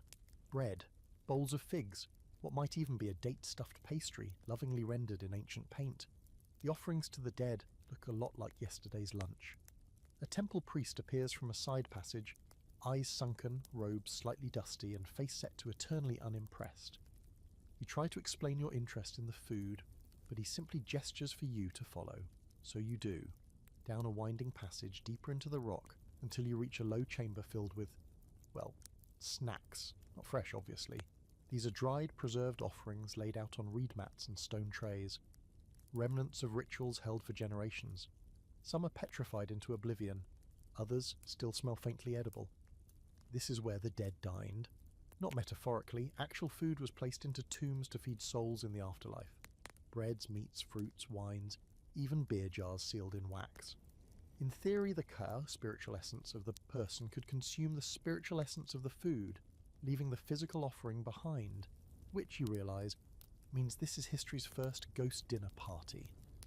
A priestess joins you carrying a tray. On it are small replicas of tomb offerings, mock versions of the real meals once left in honour of the departed. You're invited to try them. You sit on the cold stone floor and accept a piece of dried fig, stuffed with mashed date paste and rolled in what you think is crushed carob or charred grain. It's dense, sweet, not bad considering it's been sitting in the same air as a 1,000-year-old mummy. Next, you're handed a small square of something that looks like bread but feels more like a brick. You bite carefully. It's dry beyond dry. The kind of dry that sucks the moisture from your teeth and your regrets. But beneath the crusty layer is something softer. A spiced mash of lentils and garlic. You swallow and nod politely. Here's your historical fact. Tomb workers, priests, and family members would often bring actual food offerings to burial sites on feast days and anniversaries. These weren't just symbolic gestures. They were shared meals, sometimes eaten communally beside the tomb, with a portion left for the dead. The concept of hospitality didn't end at death. If anything, it got more elaborate. You sip from a small cup, some kind of dates wine or the fermented fruit juice, thick with sediment and tasting like ancient punch. The priestess tells you it's made with water from a sacred well and dates harvested during the flood season. It's sharp, slightly sour, and oddly refreshing. You kind of want more. Then she brings out a delicacy, something wrapped in multiple layers of linen and palm leaf. Everyone leans in. You're expecting a sacred scroll, maybe a relic. But no, it's a cake, a honey cake, golden brown, heavy, and is shaped like a scarab. The priestess breaks off a piece and hands it to you. It's still soft. You chew slowly. The outside is crisped with fire, the inside soaked in honey and spiced with something warm and earthy, maybe cinnamon bark or fenugreek. It's the kind of dessert that makes you close your eyes, the kind that tastes like it was made for gods or very lucky archaeologists. And here's your quirky fact. Real honey cakes have been found sealed inside tombs, some still recognizable by shape, texture, and even scent. While the exact recipes are lost, experimental archaeologists have recreated versions using barley flour, honey, dates, and animal fat. The result? Dense, sweet calorie bombs meant to please the dead, or occasionally the living who sneak a taste. As you eat, a priest nearby begins to chant softly, words echoing off the stone in a way that feels less religious and more haunting. The candles flicker. You sit, chewing ancient dessert surrounded by jars labelled in ink that hasn't been touched in centuries, which leads us to your scholarly debate. Were these tomb foods genuinely intended to nourish the dead, or were they more about public display, an ancient form of virtue signalling? Some researchers say the offerings were symbolic, serving a spiritual purpose and impressing the gods. Others argue that these meals were also about status, wealth, and leaving behind evidence of a life well fed. After all, a lavish tomb feast told a story. This person was important. They dined well, remember them. You lean against a carved pillar and glance at a nearby wall painting. A banquet scene, dozens of guests reclining, servants offering goblets, dancers in motion. The table is covered in recognizable food: bread, fruit, meat, wine. You trace the painted lines with your eyes and realize something sobering. These depictions weren't just art, they were instructions, the eternal menu. Before you leave, the priestess gives you a small token, a dried lotus petal dipped in honey and rolled into a spiral. A sweet for the road, she says. You nod, tuck it into your pouch beside your lint-covered lentil patty, and step quietly back into the sun. The brightness burns for a second. You blink against it, adjusting to the heat and the buzz of flies near a nearby offering pile. Someone's brought fresh bread and onions for a newly sealed tomb. A small child places a date next to it with great seriousness, then runs off barefoot across the sand. You exhale, belly full of symbolic food and literal honey cake, and begin walking back toward the living. Somewhere behind you, the dead are still feasting, or maybe just dreaming of snacks. Either way, you get it now. Food here wasn't just fuel, it was memory, it was legacy, it was forever. You're not sure if it's the honey cake talking or just the creeping desert heat, but as you wander away from the tomb, your head starts to feel floaty, light, little buzzy, like you've accidentally slipped into a dream where everything smells like baked barley and resin. The sunlight pulses against your skin, the sand glows gold beneath your feet, and in the distance a low murmur draws you in like music you're not entirely sure is real. You follow it, because of course you do, and that's how you end up standing outside a temple courtyard where a priest is very enthusiastically lecturing a group of children about the sacred properties of natron. Yes, natron. That chalky, salty soda ash blend the Egyptians used to mummify things. It's basically a dehydrator in powder form, and apparently someone thought it was a good idea to eat. You edge closer and watch as one of the kids reaches into a low clay bowl and pinches a bit of natron between his fingers. He brings it to his mouth and licks. The others giggle, half horrified, half impressed. The priest nods solemnly like they've just unlocked the secrets of the universe. You stare. He sees you, smiles, and gestures for you to try. Because why not? You crouch down, pinch a tiny bit, and tap it to your tongue. Regret, immediate and overwhelming. It tastes like licking chalk dipped in dish soap. Dry, bitter, vaguely fizzy. Your tongue feels like it's trying to exit your mouth. You cough. The kids burst into laughter. But a priest, unfazed, explains that natron isn't just for drying out bodies. It's also used to preserve food, and in very, very small amounts. It was sometimes consumed to purify the body. Whether that's a real belief or an ancient dare that got out of hand, you're not sure, but your mouth still feels like it's been sandblasted. And here's your historical fact. Natron was indeed used in food preparation. Mixed in small quantities, it helped ferment bread, preserve meat, and act as a mild leavening agent. It wasn't a seasoning exactly, but it had culinary roles beyond the whole mummification gig. Egyptians loved dual-purpose ingredients. If it could embalm your grandma and make your bread rise, it was basically gold. To demonstrate, the priest brings out a tray of small loaves, flat, round, slightly greyish at the edges. Bread of the temple, he says. You break one open. It's dense, slightly sour, and has a strange mineral tang that lingers like regret. It's not inedible, but it's not friendly either. You chew slowly, trying not to grimace. The kids watch, wide-eyed. Next up is a dried meat roll. Thin slices of salted fish pressed flat and rubbed with natron, then smoked over herbs. You try a bite. It's intense. Salty, dry, with a flavour that sits right at the border of preserve and petrified. You can see how this might last through a long journey or into the afterlife. Whether it should is another matter. Quirky fact of the day, natron was also believed to have magical properties. It was sprinkled on temple floors, rubbed into statues, and dissolved into purification baths. Eating it, while rare, was sometimes linked to spiritual cleansing. Kind of like ancient spiritual mouthwash, except instead of mint, you get soda ash and bad decisions. The priest continues his sermon, now holding up a jar of what he claims is sacred salt paste. He uncorks it, and the smell hits you like a sandstorm. Sour, earthy, and deeply unpleasant. He dips a finger in and smears a dab on the edge of a small cake. You watch, horrified and intrigued, as he takes a bite. He doesn't flinch. A child follows suit, then another. You have no choice now. You accept the smallest sliver of cake with paste. Bite, chew, you regret everything. The paste is fermented natron mixed with crushed lotus root and some kind of aged fruit, possibly pomegranate or the ghost of one. The flavour is sour, pungent, and somehow hot. Your lips tingle. Your brain goes offline for a moment. Then you swallow. And honestly, it's not the worst thing you've eaten this week. You sit beside the kids as they pass around more temple snacks. Dried fig split and stuffed with salted nuts, roasted barley balls dipped in herbal ash, and yes, more bread with natron. You take small bites, pacing yourself, pretending like you're not deeply concerned about the chemical composition of everything. And that brings us to tonight's scholarly debate. Did people really eat natron, or was this more symbolic, a spiritual ingestion of sacred matter? Some Egyptologists argue that its use in food was strictly functional, for fermentation and preservation. Others suggest there were ceremonial dishes where natron played a role in flavour or ritual meaning.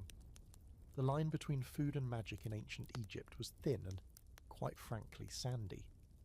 As the sun begins to dip behind the temple walls, the priest hands you a final offering, a small ball of dried fruit soaked in natron brine and rolled in crushed herbs. To keep your spirit clean, he says, you pop it in your mouth, chew, swallow. Your spirit might be clean, but your taste buds just filed a complaint. You thank him, bowing slightly, and leave the courtyard. The kids wave, some still chewing. One tries to toss natron at a goat. The goat wisely walks away. Outside, the sky is turning deep orange, the desert wind cooler now, brushing your face with a whisper of relief. You sit on a warm stone bench near a half-carved sphinx and unwrap the last of the bread in your satchel. Just barley, figs, and a hint of natron. Nothing fancy. You take a bite. The graininess, the sour edge, the faint crunch of sand, it's all normal now. Your new normal. And as the first stars begin to prick the sky, you lean back and wonder what other technically edible things the ancients might have tried. Spoiler, you're definitely going to find out. You're starting to get the hang of this. Wake up in a different part of ancient Egypt, stumble into a new food scenario, politely eat whatever strange thing is handed to you, and try not to offend any gods or trigger intestinal rebellion. It's a delicate balance, but today, as you wander into a small desert tavern tucked between a shrine and what looks like someone's goat pen, you realise you're entering uncharted territory. Not sacred, not royal, not funerary. This is snack time for the common crowd, labourers, traders, drunk uncles, and maybe one or two people who've had too many chickpeas. The tavern isn't what you'd expect. No polished wood, no menu, no tipsy bard in the corner. Just a shaded awning stretched across 4 crooked poles, a handful of clay benches, and a central fire pit surrounded by low tables cluttered with the bowls, flasks, and what appears to be a very suspicious amount of legumes. A woman waves you over, eyes sharp, arms dusted with flour and confidence. She slaps down a bowl in front of you. It's steaming. Brownish yellow, lumpy. Smells earthy. You take a cautious bite. Chickpeas, crushed, simmered with onion, coriander, garlic, and something bitter that might be wild fenugreek or just the mood of the place. It's not bad. Thick, hearty, sticks to your ribs and probably your soul. You ask what it's called. She shrugs. Mash. Fair enough.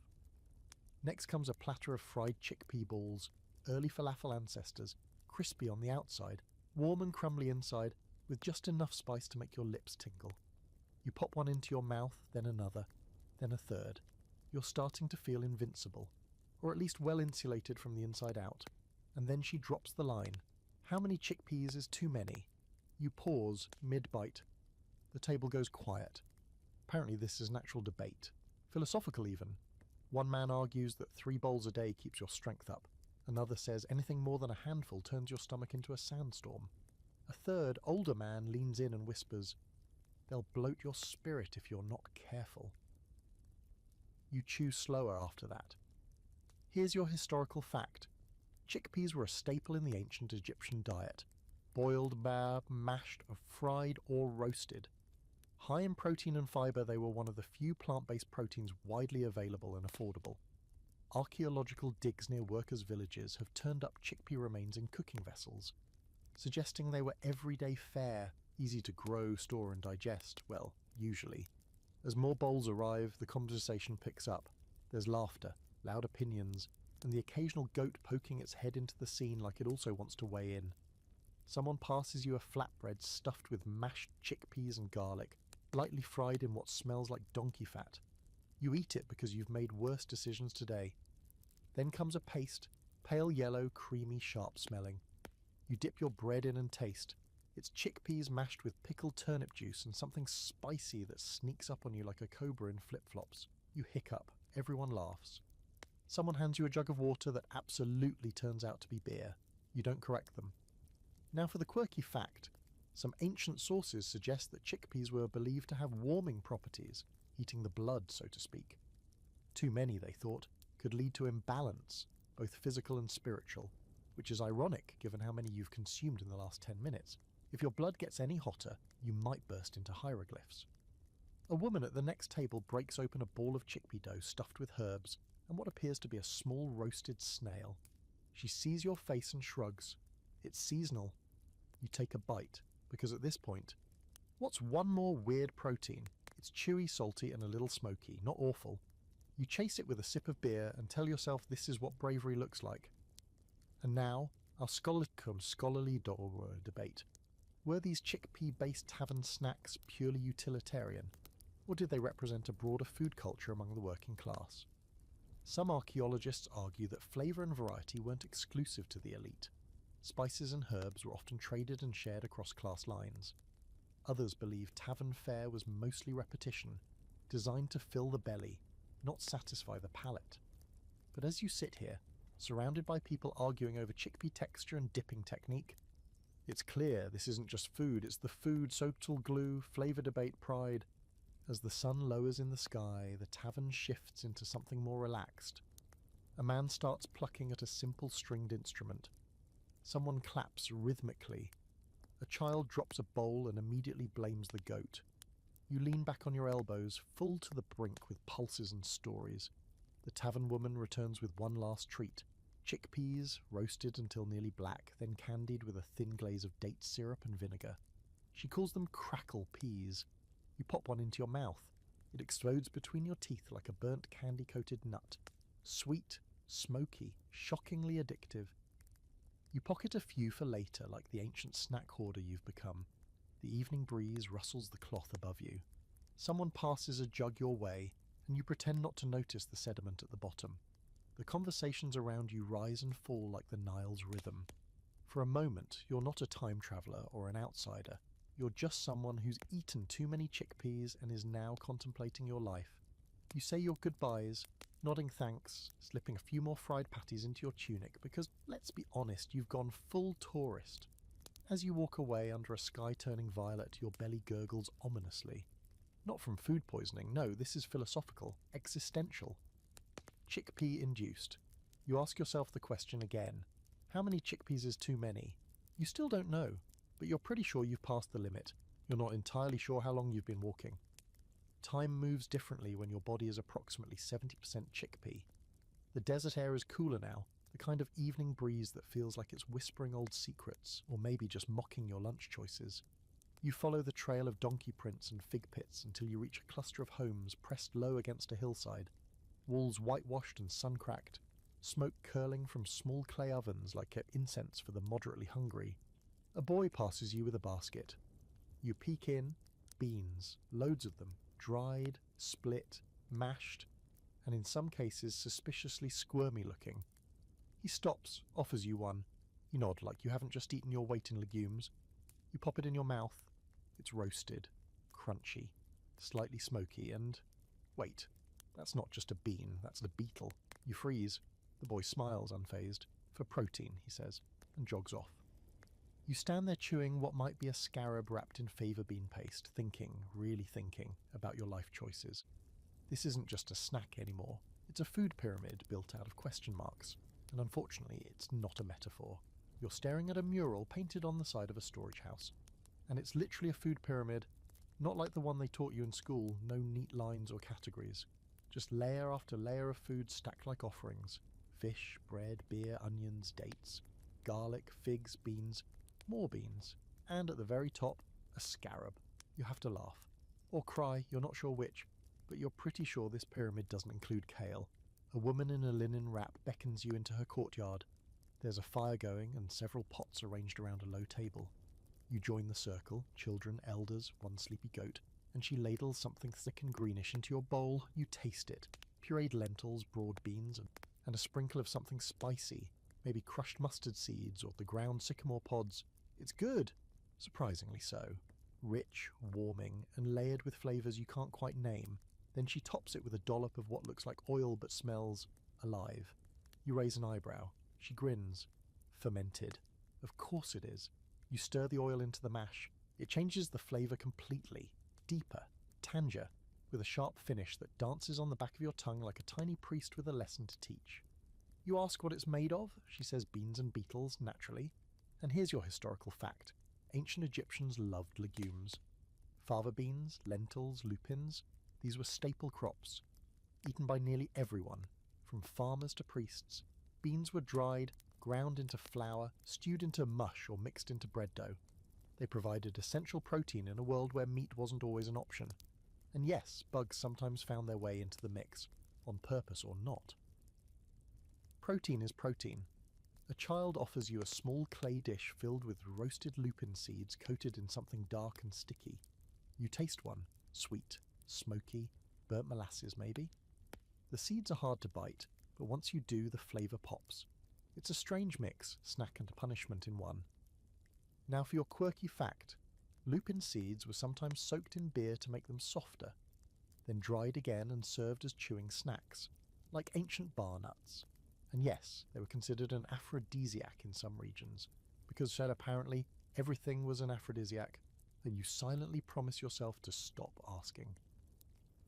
After dinner, a man starts stacking up reed trays filled with thin cakes. You recognise the base, lentil flour mixed with mashed beans, but this version is topped with a glaze made of date syrup and crushed locust wings. You pause. He nods. For crunch, you chew carefully. The glaze is delicious. The wings, less so, flaky, sharp, with an aftertaste that makes you rethink your definition of texture. But still, you're impressed. These people have turned survival ingredients into something with flavour, tradition, even flair. Now comes the scholarly debate. Were insects and beans equally valued, or was one always a backup plan? Some historians argue that bugs were fallback food, famine fare. Others believe certain insects were delicacies or symbolic offerings, tied to gods and renewal. Beetles, after all, were sacred. Eating them might have been seen as spiritual. or rebellious, or just practical? If it crawls and doesn't bite back, why not? As the moon climbs higher, the courtyard dims. Oil lamps flicker. The goat burps. A quiet peace settles in. You're handed a final snack, a triangular pastry filled with mashed lentils, garlic, and chopped beetles wrapped in crisp barley dough and fried in what smells like sheep fat. You take a bite. It's crunchy, savoury, and honestly delicious. Either your taste buds have completely adjusted, or this is actually ancient fusion cuisine at its finest. Someone plays a flute. A child falls asleep curled against the goat. The fire dies down to glowing embers. You lean back, gazing at the stars, stomach full of beans and beetles, head full of questions. You think about the mural, the food pyramid, and realise how differently the ancients saw balance. They didn't obsess over carbs or fats. They thought about heat and coolness, dryness and wetness, the spiritual weight of a snack, the blessing in a bowl of lentils. You reach into your satchel, pull out a leftover roasted chickpea from yesterday, and pop it in your mouth. Crunch. Still good, still sacred in its own weird way. The next morning begins with a rhythmic thumping, soft but steady, like a heartbeat made of wood. You follow the sound past a field of half-harvested flax, through a stone archway smudged with soot, and into the courtyard of what appears to be a temple school. Not the kind that teaches geometry and poetry. This one teaches chewing. A circle of young novices sit cross-legged around a large flat stone. In the centre, a priest is grinding something with a long wooden pestle, muttering chants between strokes. The air smells sweet, floral, and faintly herbal. You take a cautious step closer. The stone is smeared with a dark, sticky paste the colour of overripe figs. You catch hints of lotus flower, dates, honey, and somehow wine. You sit quietly at the edge of the group. No one questions you. They're too focused. Every few moments the priest pinches a bit of the paste and rolls it into a ball, setting it on a tray to dry. The balls are bite-sized, dusted with powdered coriander, and almost too perfect to eat. Almost. The priest finally notices you, and without a word, tosses one in your direction. You catch it. You chew. It's chewy, dense, like taffy made from raisins and incense. There's a delicate bitterness under the honey, like dried herbs steeped in sun. Your tongue goes a little numb, your brain a little floaty. You blink slowly. Welcome to the sweet shop of the temple. Here's your historical fact.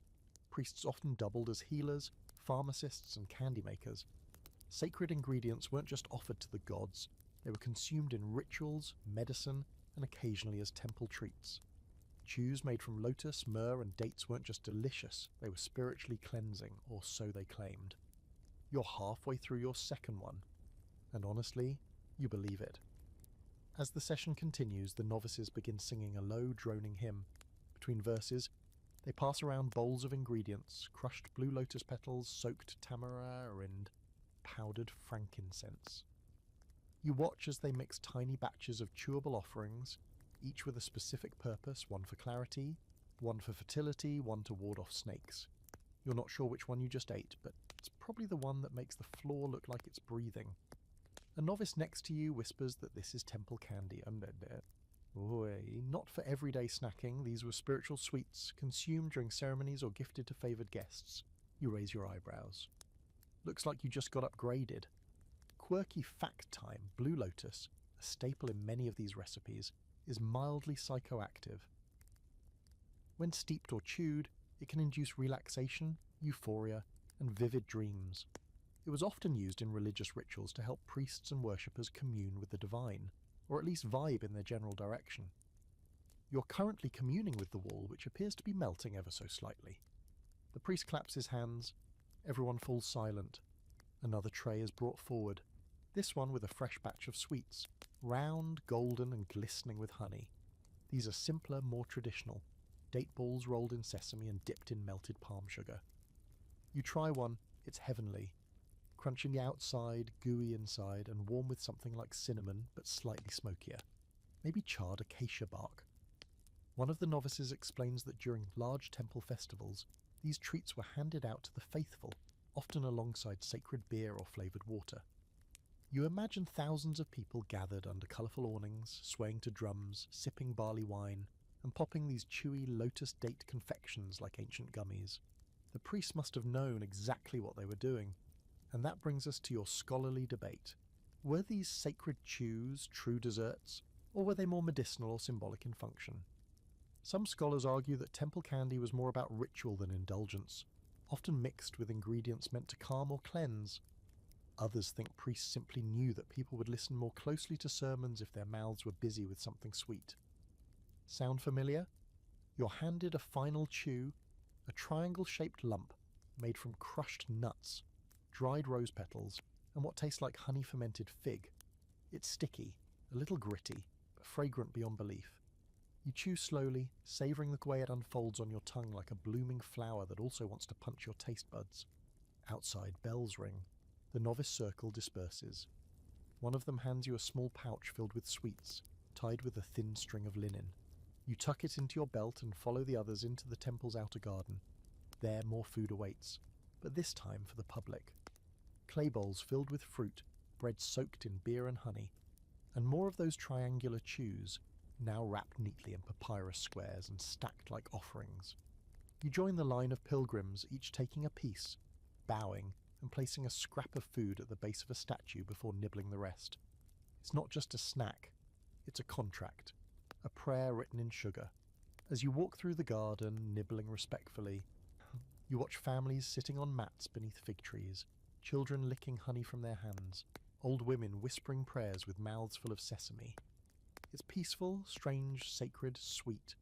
You find a quiet spot by a pond overrun with lilies and sit down, legs folded, hands sticky. You pull out one of your gifted chews and bite in.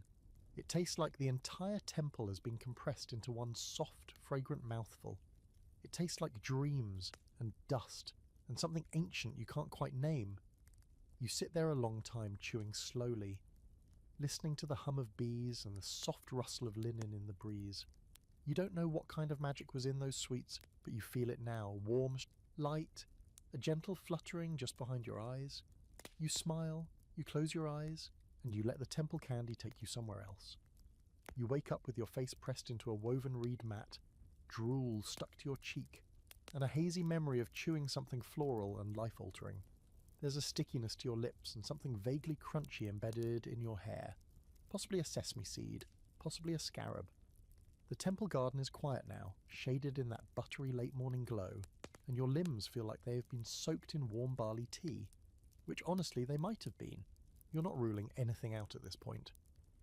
As you sit up, stretching out your lotus-laced limbs, a soft humming reaches your ears. Not chanting, not bees, something else. You follow the sound past a low wall, around a half-collapsed granary, and into the corner of a communal courtyard, where a small group of women are gathered around a stone fire pit. There's steam rising from a pot, a smell of burnt fruit and ambition, and a heavy air of concentration. One of the women turns to you and smiles, not kindly, not unkindly, just with the look of someone who's about to watch you fail at something very old and very sticky. You ask what they're making. She points to the pot and says, "Date syrup." You lean in. It looks like lava, thick, dark, bubbling like it has opinions.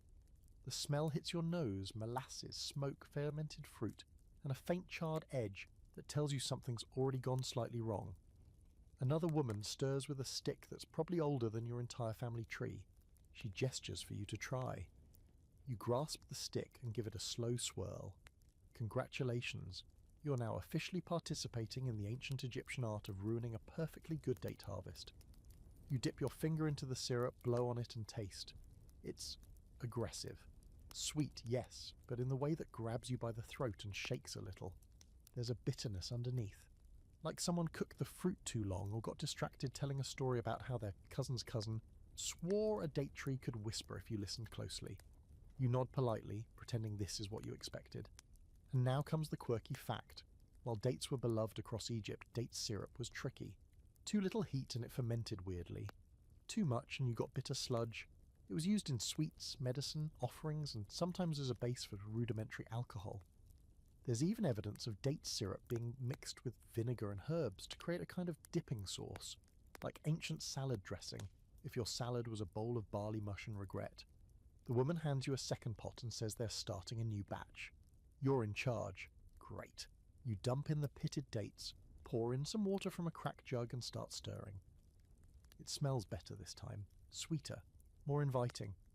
like something you could drizzle over flatbread or offer to a minor deity in exchange for fewer digestive issues. While it simmers, the group prepares cakes. Not dessert cakes, not really. These are survival discs, barley flour mixed with the syrup, mashed fava beans, and dried herbs. The dough is rough, rolled into thick patties, then slapped onto hot stones. You help form one. It sticks to your fingers and sole. You cook it, burn one side, flip. Cook the other, burn that side too, it's fine, the goat eats worse. Here's your historical fact: ancient Egyptian kitchens, especially communal ones, were full of this kind of trial and error. Recipes weren't written down, measurements didn't exist, and techniques were passed by hand, eye, and memory. Which means no one really knew what they were doing, but they did it anyway, guided by taste and tradition. Basically, it was one giant cooking show where everyone had sunstroke and no timer. You finally taste your syrup. It's not awful, a little smoky, a bit tangy. Definitely sweeter than the first batch, with a nice stickiness that clings to your teeth like a friendly parasite. The women nod approvingly. One slaps you gently on the arm and you realise you've passed the test. You're now certified in ancient syrup disappointment. Time for the scholarly debate. Did Egyptians use date syrup primarily for cooking, or was it medicinal, ceremonial, or even a form of preserved fruit for storage? Some archaeologists say it was used like honey, in everything from offerings to flavouring for beer and bread. Others argue it was mostly for rituals and healing, given its sometimes unpredictable taste and fermentation issues. There's even speculation that date syrup was used as a preservative for dried meat and fish, though no one seems eager to try that recipe today. As the cakes cool, the women offer you one with your syrup drizzled on top. You bite in. The outside is firm, the inside is hot and surprisingly chewy. The syrup helps. The herbs add complexity. For something cobbled together from leftovers and trial runs, it tastes ancient, like layers of thyme, dust, fire and figs rolled into a snack. A child runs by holding a dripping piece of syrup cake like it's a trophy. Another woman smears some on flatbread and sprinkles crushed carob over it. You try that version too. It's like a proto-chocolate tart made by someone who once read about sugar in a dream. Then comes the disaster. One of the syrup pots boils over. Instantly, the fire hisses and the courtyard fills with smoke and chaos. A woman screams. Someone drops a cake. The goat panics and knocks over a water jug. You grab a bundle of palm leaves and start fanning, coughing through the haze as molten date lava bubbles into the fire pit. Eventually the chaos settles. A few cakes are ruined. The pot is scorched, but no one seems angry. It's just another day, another batch, another attempt. Syrup can always be made again. You help clean up, patting flour from your tunic, smearing your face with more date than dignity. Before you leave, they hand you a small sealed jar, a souvenir of your syrup disaster. You tuck it into your satchel with the rest of your slowly growing collection of ancient Egyptian "why did I eat that" artifacts. You walk away sticky, dusty, and weirdly proud. You didn't just eat history today, you helped make it. Badly, yes, but still. As the sun sets behind the hills and the air cools to something almost kind, and you lick a bit of date syrup from your thumb and smile, you've tasted time, and burned it slightly. Evening arrives with a gentle hush, the kind that wraps itself around your shoulders like a soft blanket woven from Nile breeze and wood smoke. You're full, still faintly sticky from the date syrup incident, and your satchel now smells like burnt sugar and failure. But as you follow a trail of flickering oil lamps toward a nearby tomb site, something strange happens. The walls around you come alive. Not in a mystical horror movie way, more like very elaborate fan art. Painted scenes cover every surface: banquets, harvests, music, wine, dancing and food. So much food. Loaves stacked in pyramids, fruits spilling from bowls, roasted ducks, tall jugs of beer frothing over, and plates that look suspiciously like yesterday's chickpea nightmares. This isn't just decoration. This is a menu. And it's huge. You step closer. The paint is faded in places, chipped in others, but the detail is still there.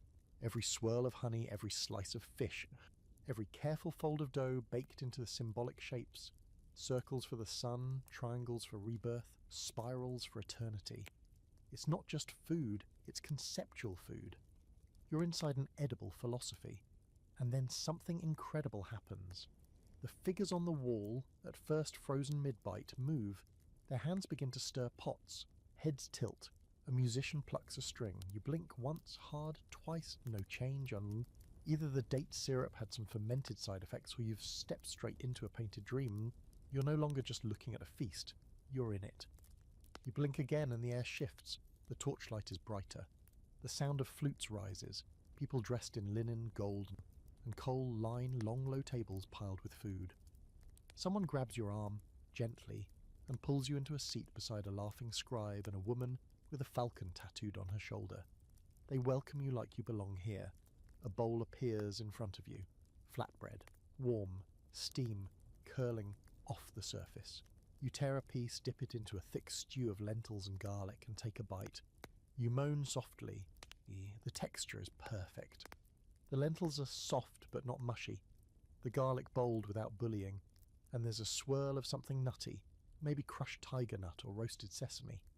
Then comes a cup of wine, real wine. Not that soupy beer slurry from the workers' villages, but something red, dry, and slightly astringent. Your teeth instantly feel fancier.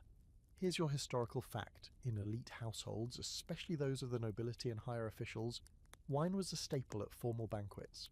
Imported or locally fermented, stored in amphorae sealed with beeswax, it was sipped slowly, often flavoured with herbs, lotus essence, or even myrrh. Wine was for the living and the dead. Its jars show up just as frequently in tombs as on banquet tables. More dishes arrive, stacked trays of fruit tarts, date-filled pastries, and tiny roasted quail legs dipped in honey. You reach for a fig tart and take a bite. The pastry crumbles between your fingers. The fig inside is so ripe it's practically melting, its sweetness balanced by a dash of vinegar or sour grape extract. And here's your quirky fact of the night. Egyptians used souring agents, unripe grapes, fermented pomegranate, even pickled radish brine, to cut through the richness of sweet dishes. They understood flavour balance long before modern chefs gave it a French name. Sweet, sour, salty, bitter, all present, all intentional. The woman beside you offers something new, a tiny cake topped with poppy seeds and what looks like a dusting of gold leaf. You hesitate. She winks. You eat it. It's light, subtly sweet with a hint of anise or maybe cinnamon bark. The gold leaf flakes off in your mouth like edible sunlight. It's absurd, it's decadent. You want 5 more. The scribe beside you explains that many of these dishes are made not just for pleasure but to represent something. Rebirth, prosperity, protection in the afterlife. Food in this context isn't just nutrition, it's communication with gods, with ancestors, with the idea of forever. Which brings us to the scholarly debate. Were these tomb paintings accurate representations of actual feasts, or were they idealized visions of what people wished they could eat forever? Some archaeologists argue that these meals were aspirational, a kind of posthumous wish list. Others believe that elite feasts were genuinely this extravagant. If not daily, then certainly for holidays, weddings, and deaths. And in Egypt, those 3 things weren't always clearly separate. You try to count the number of dishes in front of you, at least a dozen. There's a barley-stuffed duck glazed in honey and garlic, a fish wrapped in lotus leaves roasted with citrusy herbs you can't identify, a cake made from tiger nut flour, layered with chopped dates and candied almond slivers. You take tiny bites from each, knowing you'll regret it if you don't. A musician plays a soft melody in the corner. Children dance. A priest pours libations over a small altar piled with fruit and bread. And yet this doesn't feel like a reenactment. It feels real. The way traditions are real, even when time moves on, the way smells and flavours can resurrect the past more vividly than a textbook ever could. And then someone says your name. You turn, startled. No one is looking at you. You blink. The table is empty. The torches are gone. You're standing alone in front of the painted wall again. The figures once more frozen in pigment. Silent, still. A breeze blows through the tomb's open corridor, carrying the scent of dust and fig. You check your satchel. There's a crumb, just one, golden, sticky, proof. You step back into the sun, blinking at the sudden light. Stomach full of food that may or may not exist anymore. You don't care, you were there, you tasted the afterlife, and it was absolutely seasoned to perfection. The sun is climbing again, and so are your blood sugar levels. You've been high on fig tarts, honey-glazed ducks, and the existential question of whether or not you hallucinated a dinner party with ghosts. Either way, your satchel now holds a single crumb of gold-dusted tiger nut cake that you're 50% sure wasn't there before. You decide not to question it. At this point, you've consumed so many ancient Egyptian delicacies, that reality is more of a suggestion. You wander toward a small village just outside the city, where the whitewashed walls lean a little too far to one side and the street smells like baked earth and boiling onions. Your nose crinkles. Not because it's unpleasant, but because it's aggressively oniony. The kind of scent that wraps itself around your hair, your soul, and whatever emotional baggage you're carrying. You turn a corner and immediately bump into a man carrying a sack nearly as big as he is. Onions. Dozens of them. He doesn't flinch, just nods and continues on his way, the weight swinging behind him like the world's worst perfume. And then you see it. A small courtyard with a low fire pit, several clay pots bubbling merrily, and a circle of women slicing, frying, grinding, and, yes, crying. You've just stepped into the heart of Egypt's most sacred and possibly smelliest obsession. Welcome to the Onion Zone. You're waved in by an older woman with eyes like obsidian and a knife in each hand. She hands you a bulb. You nod like you understand what's happening. You don't, but you start peeling anyway, and within moments your eyes water. Not a gentle trickle, this is full-on weeping. Your face is leaking, your nose is tingling, and your fingers now smell like vengeance. Strong ones, she says, smiling. Best for trade, best for the gods. You nod through your tears and keep peeling. Here's your historical fact.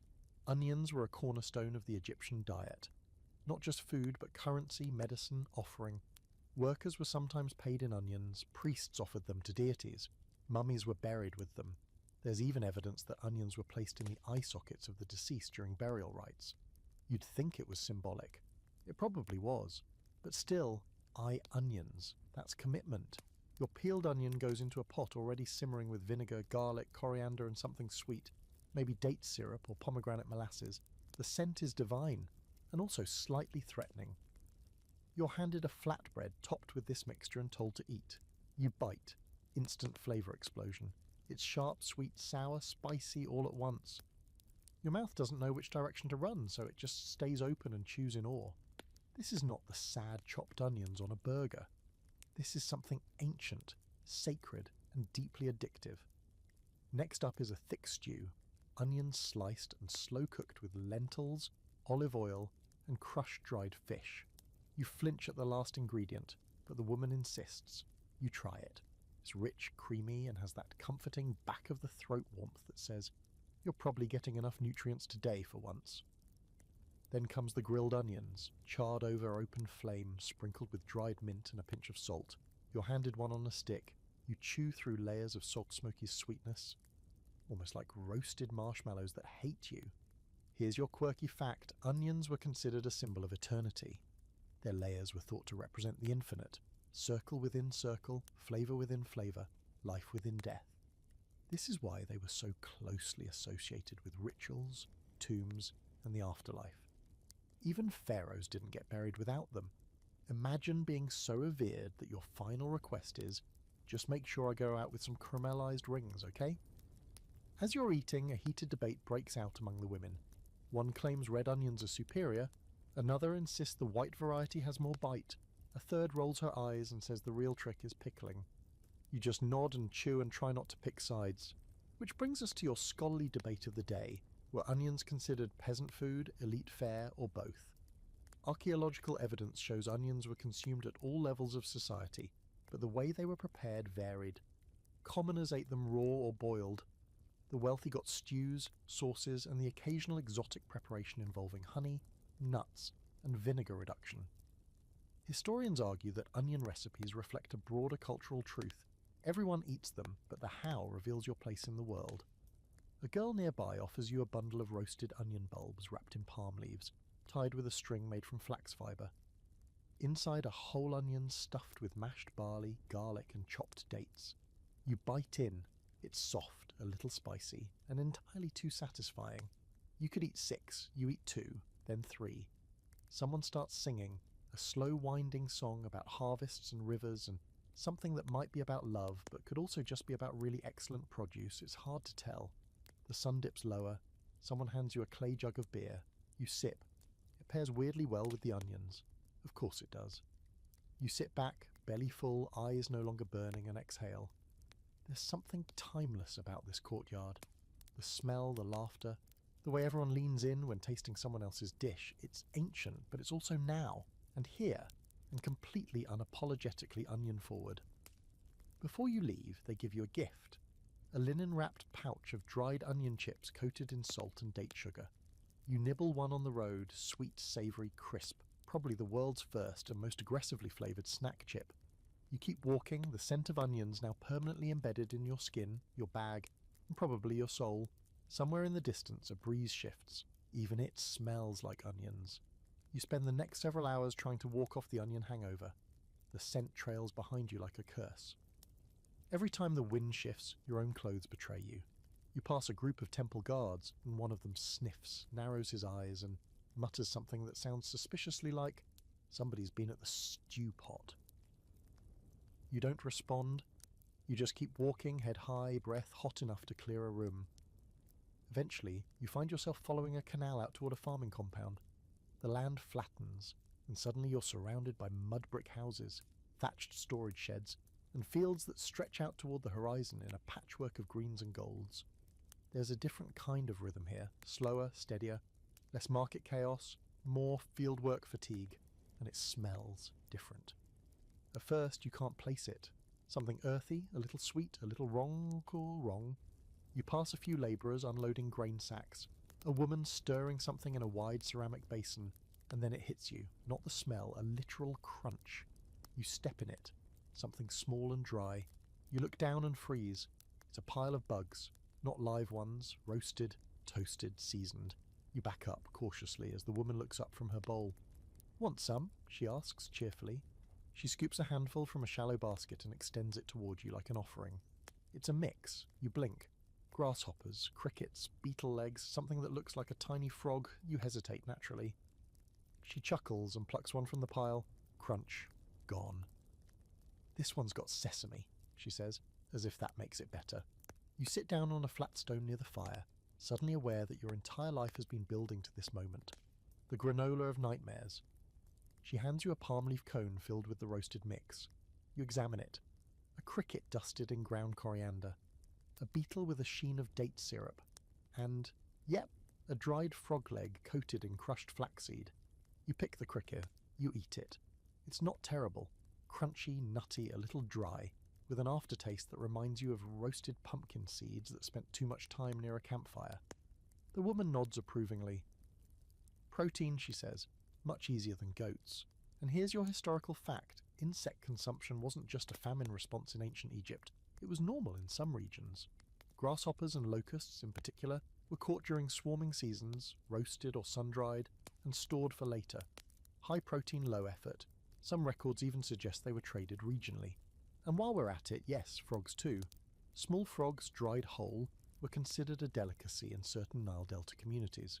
You chew slowly, suddenly unsure about your recent dinner guests. The woman shows you how the mix is made. First, the bugs are trapped, some in woven baskets, others in sticky date resin traps set near irrigation ditches. Then they're rinsed, thank Ra, dried on reed mats, roasted in clay pans and seasoned. She adds sesame, ground lentils, salt, and a pinch of something floral, lotus powder maybe. Some are sweetened, some spiced. It's basically ancient Chex Mix with the added thrill of legs. Time for your quirky fact. Some tomb art even includes scenes of bug collection, usually as a side detail, like a servant in the background holding a basket of winged snacks. This has led to ongoing debates among Egyptologists. Were these snacks a humble staple or a ritual food offered in seasonal festivals? There's not enough evidence to be certain, but the fact that bug eating makes its way into funerary imagery suggests it had a role beyond mere desperation.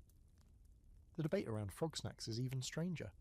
Some scholars argue they were only eaten when dried and preserved, due to their natural sliminess and, well, amphibianness.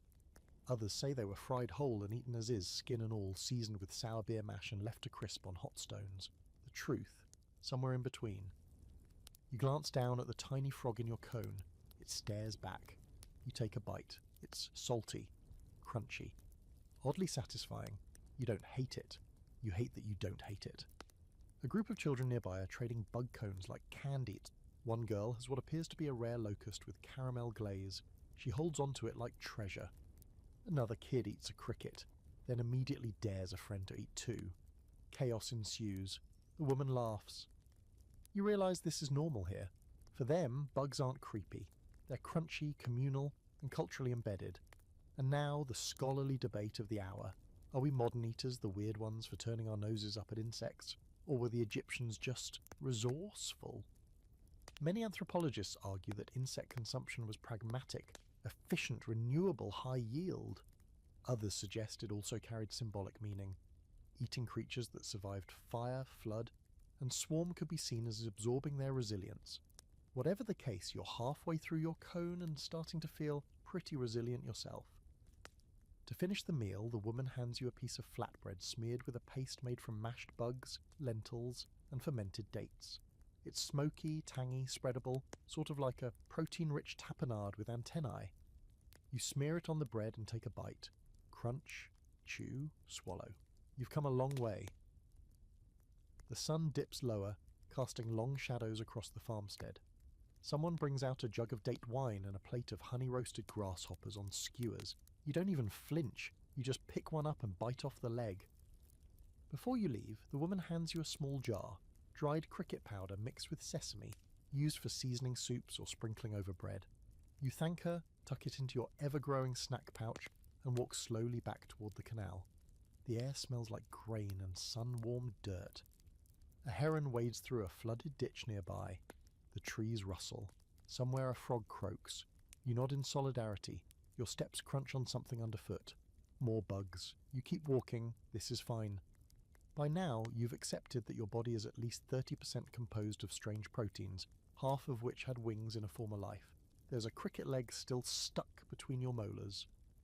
You've tried to dislodge it with a piece of barley flatbread, a papyrus stalk, and in a moment of desperation, a date pit. No luck. You've resigned yourself to the fact that this is just your life now, a life in which the phrase, "Did I just eat another exoskeleton?" is no longer a cause for alarm.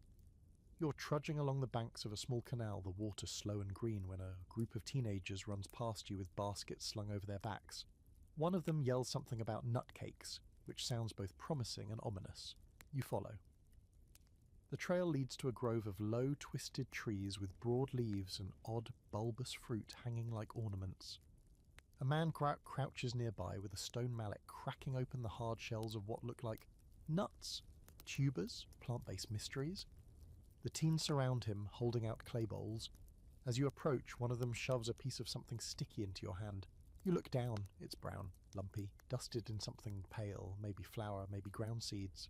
It smells sweet, but in a dense, almost dusty way, like someone tried to make candy in a pottery kiln. You take a bite. It's chewy, sticky, a little gritty, but strangely satisfying. The flavour is nutty with a hint of caramel and something floral underneath, maybe lotus or fenugreek. It's the kind of snack that doesn't wow you at first, but slowly builds its case. You finish it without even realising. The man chuckles. "Tiger nut," he says, holding up one of the hard little roots he's been smashing open. "Very good for digestion, very bad for teeth." You believe him. Here's your historical fact. Tiger nuts, actually a tuber from the sedge family, were a popular food source in ancient Egypt. Not technically a nut, but close enough. They were eaten raw, roasted, ground into flour, or soaked and mashed into milk-like drinks. Sometimes they were mixed with honey, dates, and spices to make cakes or energy bars. Think of them as ancient protein balls, except made with more effort and fewer Instagram hashtags. The man invites you to help with the prep. You sit beside him and try your hand at cracking the tubers. It's harder than it looks. Your first one shatters into useless dust, the second one rolls away. The third cracks just right. You feel victorious. No one notices. The women nearby are mixing ingredients for more cakes. Mashed tiger nuts, honey, dates, and what looks like ground lupin beans. The mixture is thick, sticky, and smells like the inside of an herbalist's dream. You dip your finger in, sweet, gritty, slightly spicy. You'd buy this at a health food store if you saw it on a shelf next to overpriced almond butter and bags of sadness labelled Superfood Crunch. Quirky fact, in addition to being food, tiger nuts were believed to have aphrodisiac properties and were sometimes used in love potions. They also show up in some medical texts as cures for flatulence, fevers, and various women's ailments. That's a lot of responsibility for a tuber. One of the teens hands you a cooled cake wrapped in a fig leaf. You unwrap it and bite in. This version is softer, more refined. The honey is caramelized and the addition of crushed dates makes it sticky and rich. There's also a hint of cinnamon bark. You feel momentarily luxurious. If royalty had snacked on health bars, this would have been it. Time for today's scholarly debate. How much of the ancient Egyptian diet was focused on convenience foods? Portable, non-perishable snacks designed to travel well and energize workers on the go.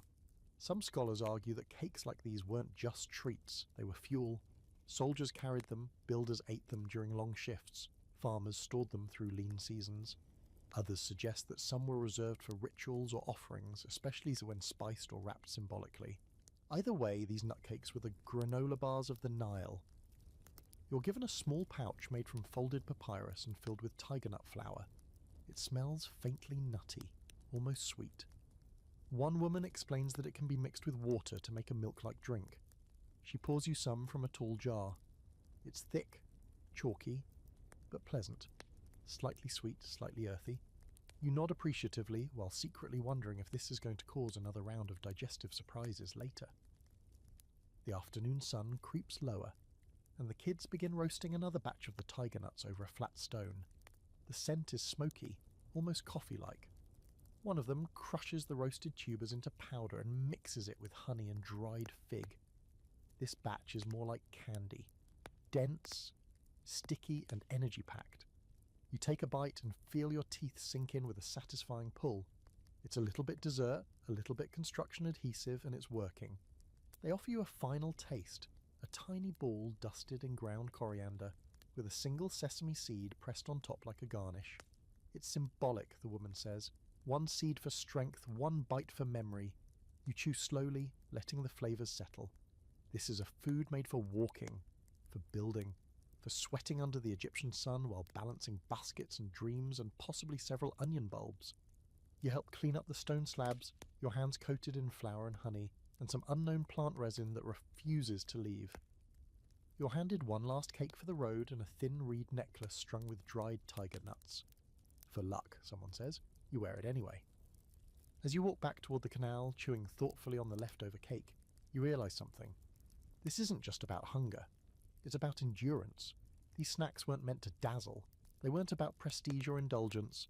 They were about staying upright, getting through the day, building pyramids with sore hands and empty stomachs and just enough sweetness to keep moving. You take another bite, and you keep moving. You wake up to the sound of pounding grain, which is not so much an alarm clock as it is a rhythmic thump that reminds you how heavy food used to be, literally.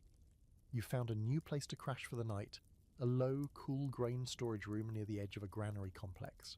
There's a mat, there's shade. There are also about 5 million insects, and a cat that may or may not be judging you. Outside, the pounding continues. You follow the noise to its source. A wide-open courtyard where half a dozen women are working large mortars and pestles in perfect, almost hypnotic sync. Barley and emmer wheat, the two most fundamental grains in the Egyptian diet, are being pounded into submission beneath their practiced hands. Dust rises with every thud, catching in the morning light and turning the air golden. You sit and watch for a while. Eventually, someone notices you and hands you a bowl. Not food, just raw barley. You get the message. It's your turn to work. You grab a wooden pestle, twice the size of your forearm and twice as heavy, and start pounding. Your first few strikes bounce like a child hitting a drum. The woman beside you doesn't say anything, but you can feel her judgment radiating across the mortar. You adjust your grip. You focus. You hit again. This time the grain cracks. A nod. You're improving. Here's your historical fact. Ancient Egyptians didn't just eat grain, they lived by it. Barley and emmer were staples used for bread, porridge, beer, and even as currency. Grain was stored, rationed, paid as wages. Temples and granaries functioned like banks with records meticulously kept on papyrus. If you controlled grain, you controlled life itself, which makes this moment, your sweaty, awkward barley pounding session, kind of important. Eventually, the ground grain is passed to another group who sift it with woven baskets. The fine flour falls into shallow trays while the larger husks are set aside. You're handed a bowl of the coarse stuff and told to mix it with water and date syrup. You kneel beside the fire pit where flat stones are heating under coals. The woman next to you shows you how to shape the dough. Flat, round, pressed gently with fingers and smoothed along the edges like tiny sun discs. She lays one onto the stone. It sizzles slightly. You lay yours next to hers. It sticks. You panic and try to lift it. You tear it in half. You are not a baker. Yet. Quirky fact time. Egyptian bread came in hundreds of shapes and sizes. Cones, spirals, domes, fish-shaped loaves, and even miniature bread figurines. Some were decorative, some ritualistic, and some were just there to hold more beer. The bread you're making now is basic. Worker bread. Dense, chewy, and designed to fuel a full day in the fields or on the temple construction line. Think of it as the ancient power bar minus the wrapper and marketing. Your second try goes better. You let it sit. You resist the urge to poke. When you flip it, the bottom is golden and crisp. You've made bread, sort of. While the loaves cook, you're handed a cup of something cold. You drink. It's sweet, tangy, and a little gritty. It takes you a second to place it. Fermented barley water. Not quite beer, but not beer either. The perfect midday hydration/calorie boost. You wipe your mouth and nod in approval. No one cares. As the bread cools, the group gathers around a communal bowl filled with lentil stew. It's thick, almost a paste spiced with garlic, onions, and crushed coriander. You scoop some with your bread and eat. The crunch of the outer crust gives way to soft, grainy warmth. It's not gourmet, but it's real, honest, and kind of addictive. Then someone offers you the good stuff, a rare treat saved for festivals or guests. It's a dense bread cake made with the same flour but enriched with honey, tiger nut and chopped dates, then baked in a clay pot and sprinkled with toasted seeds. You take a bite and immediately forget every time you mocked historical food as primitive. This is divine, sweet, nutty, just a little smoky from the fire. It tastes like celebration. Which brings us to the scholarly debate of the hour. Was all Egyptian bread coarse and utilitarian, or did more refined versions exist outside of elite households? Traditional assumptions painted ancient bread as gritty, loaded with sand and bits of stone from the grinding process. But recent experimental archaeology has shown that even lower-class households knew how to sift, soak, and season their bread to make it more palatable. The presence of fruit, seeds, and sweeteners in some samples suggests that variation in bread quality was more widespread than we thought. You try another slice of the date cake. It's still warm in the centre. A woman breaks off a piece and wraps it in a bit of linen for you. For the road, she says. You bow in thanks. You'd die for this woman now. Probably have already. The sun is higher and the pounding has slowed. Someone passes a bowl of fermented grain mash, still warm, slightly sour, meant to be stirred into beer vats. You try a spoonful. It's like a tangy oatmeal with aspirations of becoming soup. You wouldn't eat a full bowl, but you respect it. As you rise to leave, they hand you a bundle of flatbreads, charred at the edges, still warm. Share them, someone says. You nod. You will. Maybe. You walk back toward the river, the smell of fire-baked grain clinging to your tunic. Your arms filled with bread, your heart strangely full. Grain wasn't just survival here, it was identity, community, ceremony, life. And now, it's also your backpack. By now, you've chewed your way through more history than any textbook could offer. You've tasted bugs, burned your tongue on fermented lentil paste, cried over onions, and bonded with strangers over flatbread that could probably survive a sandstorm. And yet somehow your journey isn't over. Because as any ancient Egyptian would tell you, the final course doesn't come at the end of the meal. It comes after life itself. So here you are, walking toward a necropolis. The air is quiet, heavy, the kind of silence that feels like it's waiting for something. You pass between massive limestone pillars, their shadows long and solemn. Carvings line every surface, gods with animal heads, offerings stacked neatly, figures in perfect profile holding platters of bread, beer, and fruit. The deeper you walk, the cooler the air gets, and the smells shift from fresh-baked barley to something older, sweeter, and stranger, like spices left too long in a sealed jar. You step into a tomb chamber, not a grand pharaoh's mausoleum, but a middle-class burial, preserved enough to feel lived in, or died in, depending on how you want to frame it. A low altar sits near the back wall, stacked with replicas of food offerings, fake loaves, pottery bowls, stone-carved cuts of meat, all carefully arranged, as if someone expected the deceased to get a bit peckish on their journey through the afterlife. Then you notice something real, not carved, not painted. A sealed jar in the corner, its wax plug cracked, its contents shimmering faintly in the dim light. You kneel beside it and peer in. The scent hits you instantly, honey. Thick, unspoiled, somehow still fragrant after all these centuries. You dip a finger inside cautiously. The taste is impossible, sweet, pure, a little floral, like time itself has been distilled into syrup. Here's your final historical fact. The Egyptians were masters of preservation. Honey wasn't just a sweetener. It was a preservative, an offering, and sometimes even part of the embalming process. Archaeologists have found pots of honey in tombs that are over 3,000 years old, and still edible. It's the only food that doesn't spoil. In Egypt, that wasn't just practical, it was symbolic. Honey represented eternity. You sit back on your heels, licking honey from your fingertip in the middle of a tomb. This is fine. Quirky fact to end your trip. Some tombs included spells or instructions for transforming food in the afterlife. As in, if this bread turns to dust, may it become fresh again by the words of Osiris. The belief wasn't just that the dead would be given food. It was that they could manifest it, recreate it, reheat it with divine energy. Instant leftovers with the power of magic and myth. You lie back for a moment, staring at the ceiling. Stars are painted above you, deep blue and flecked with gold, and it feels like the tomb is breathing. Not in a creepy way, more like the walls remember something you don't. And here comes your final scholarly debate.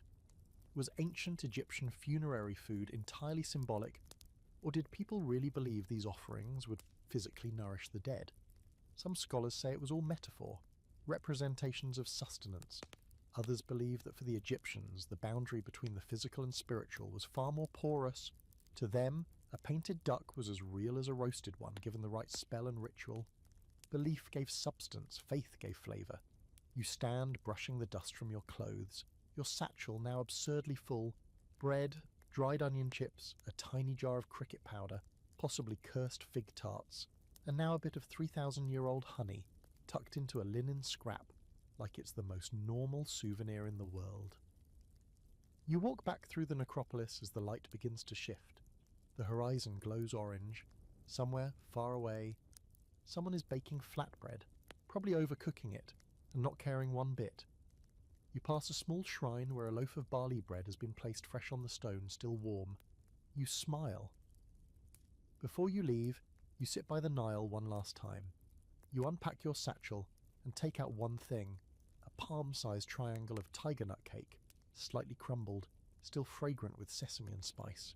You eat it slowly, chew by chew, and you realize something you've known all along, somewhere deep beneath the onion-induced tears and lotus-stained fingers. Food wasn't just fuel to the ancient Egyptians, it was love, memory, a spell, and in the end, isn't that what all the best meals are?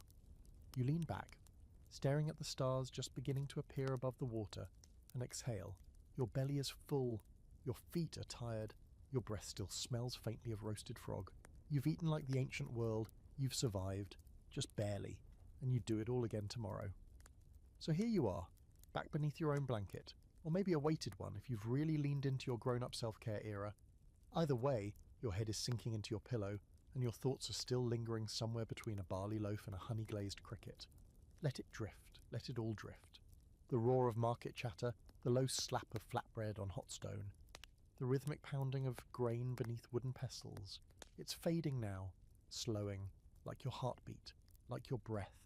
That ancient world, sun-scorched and spice-scented, is folding in on itself, tucking you in with it.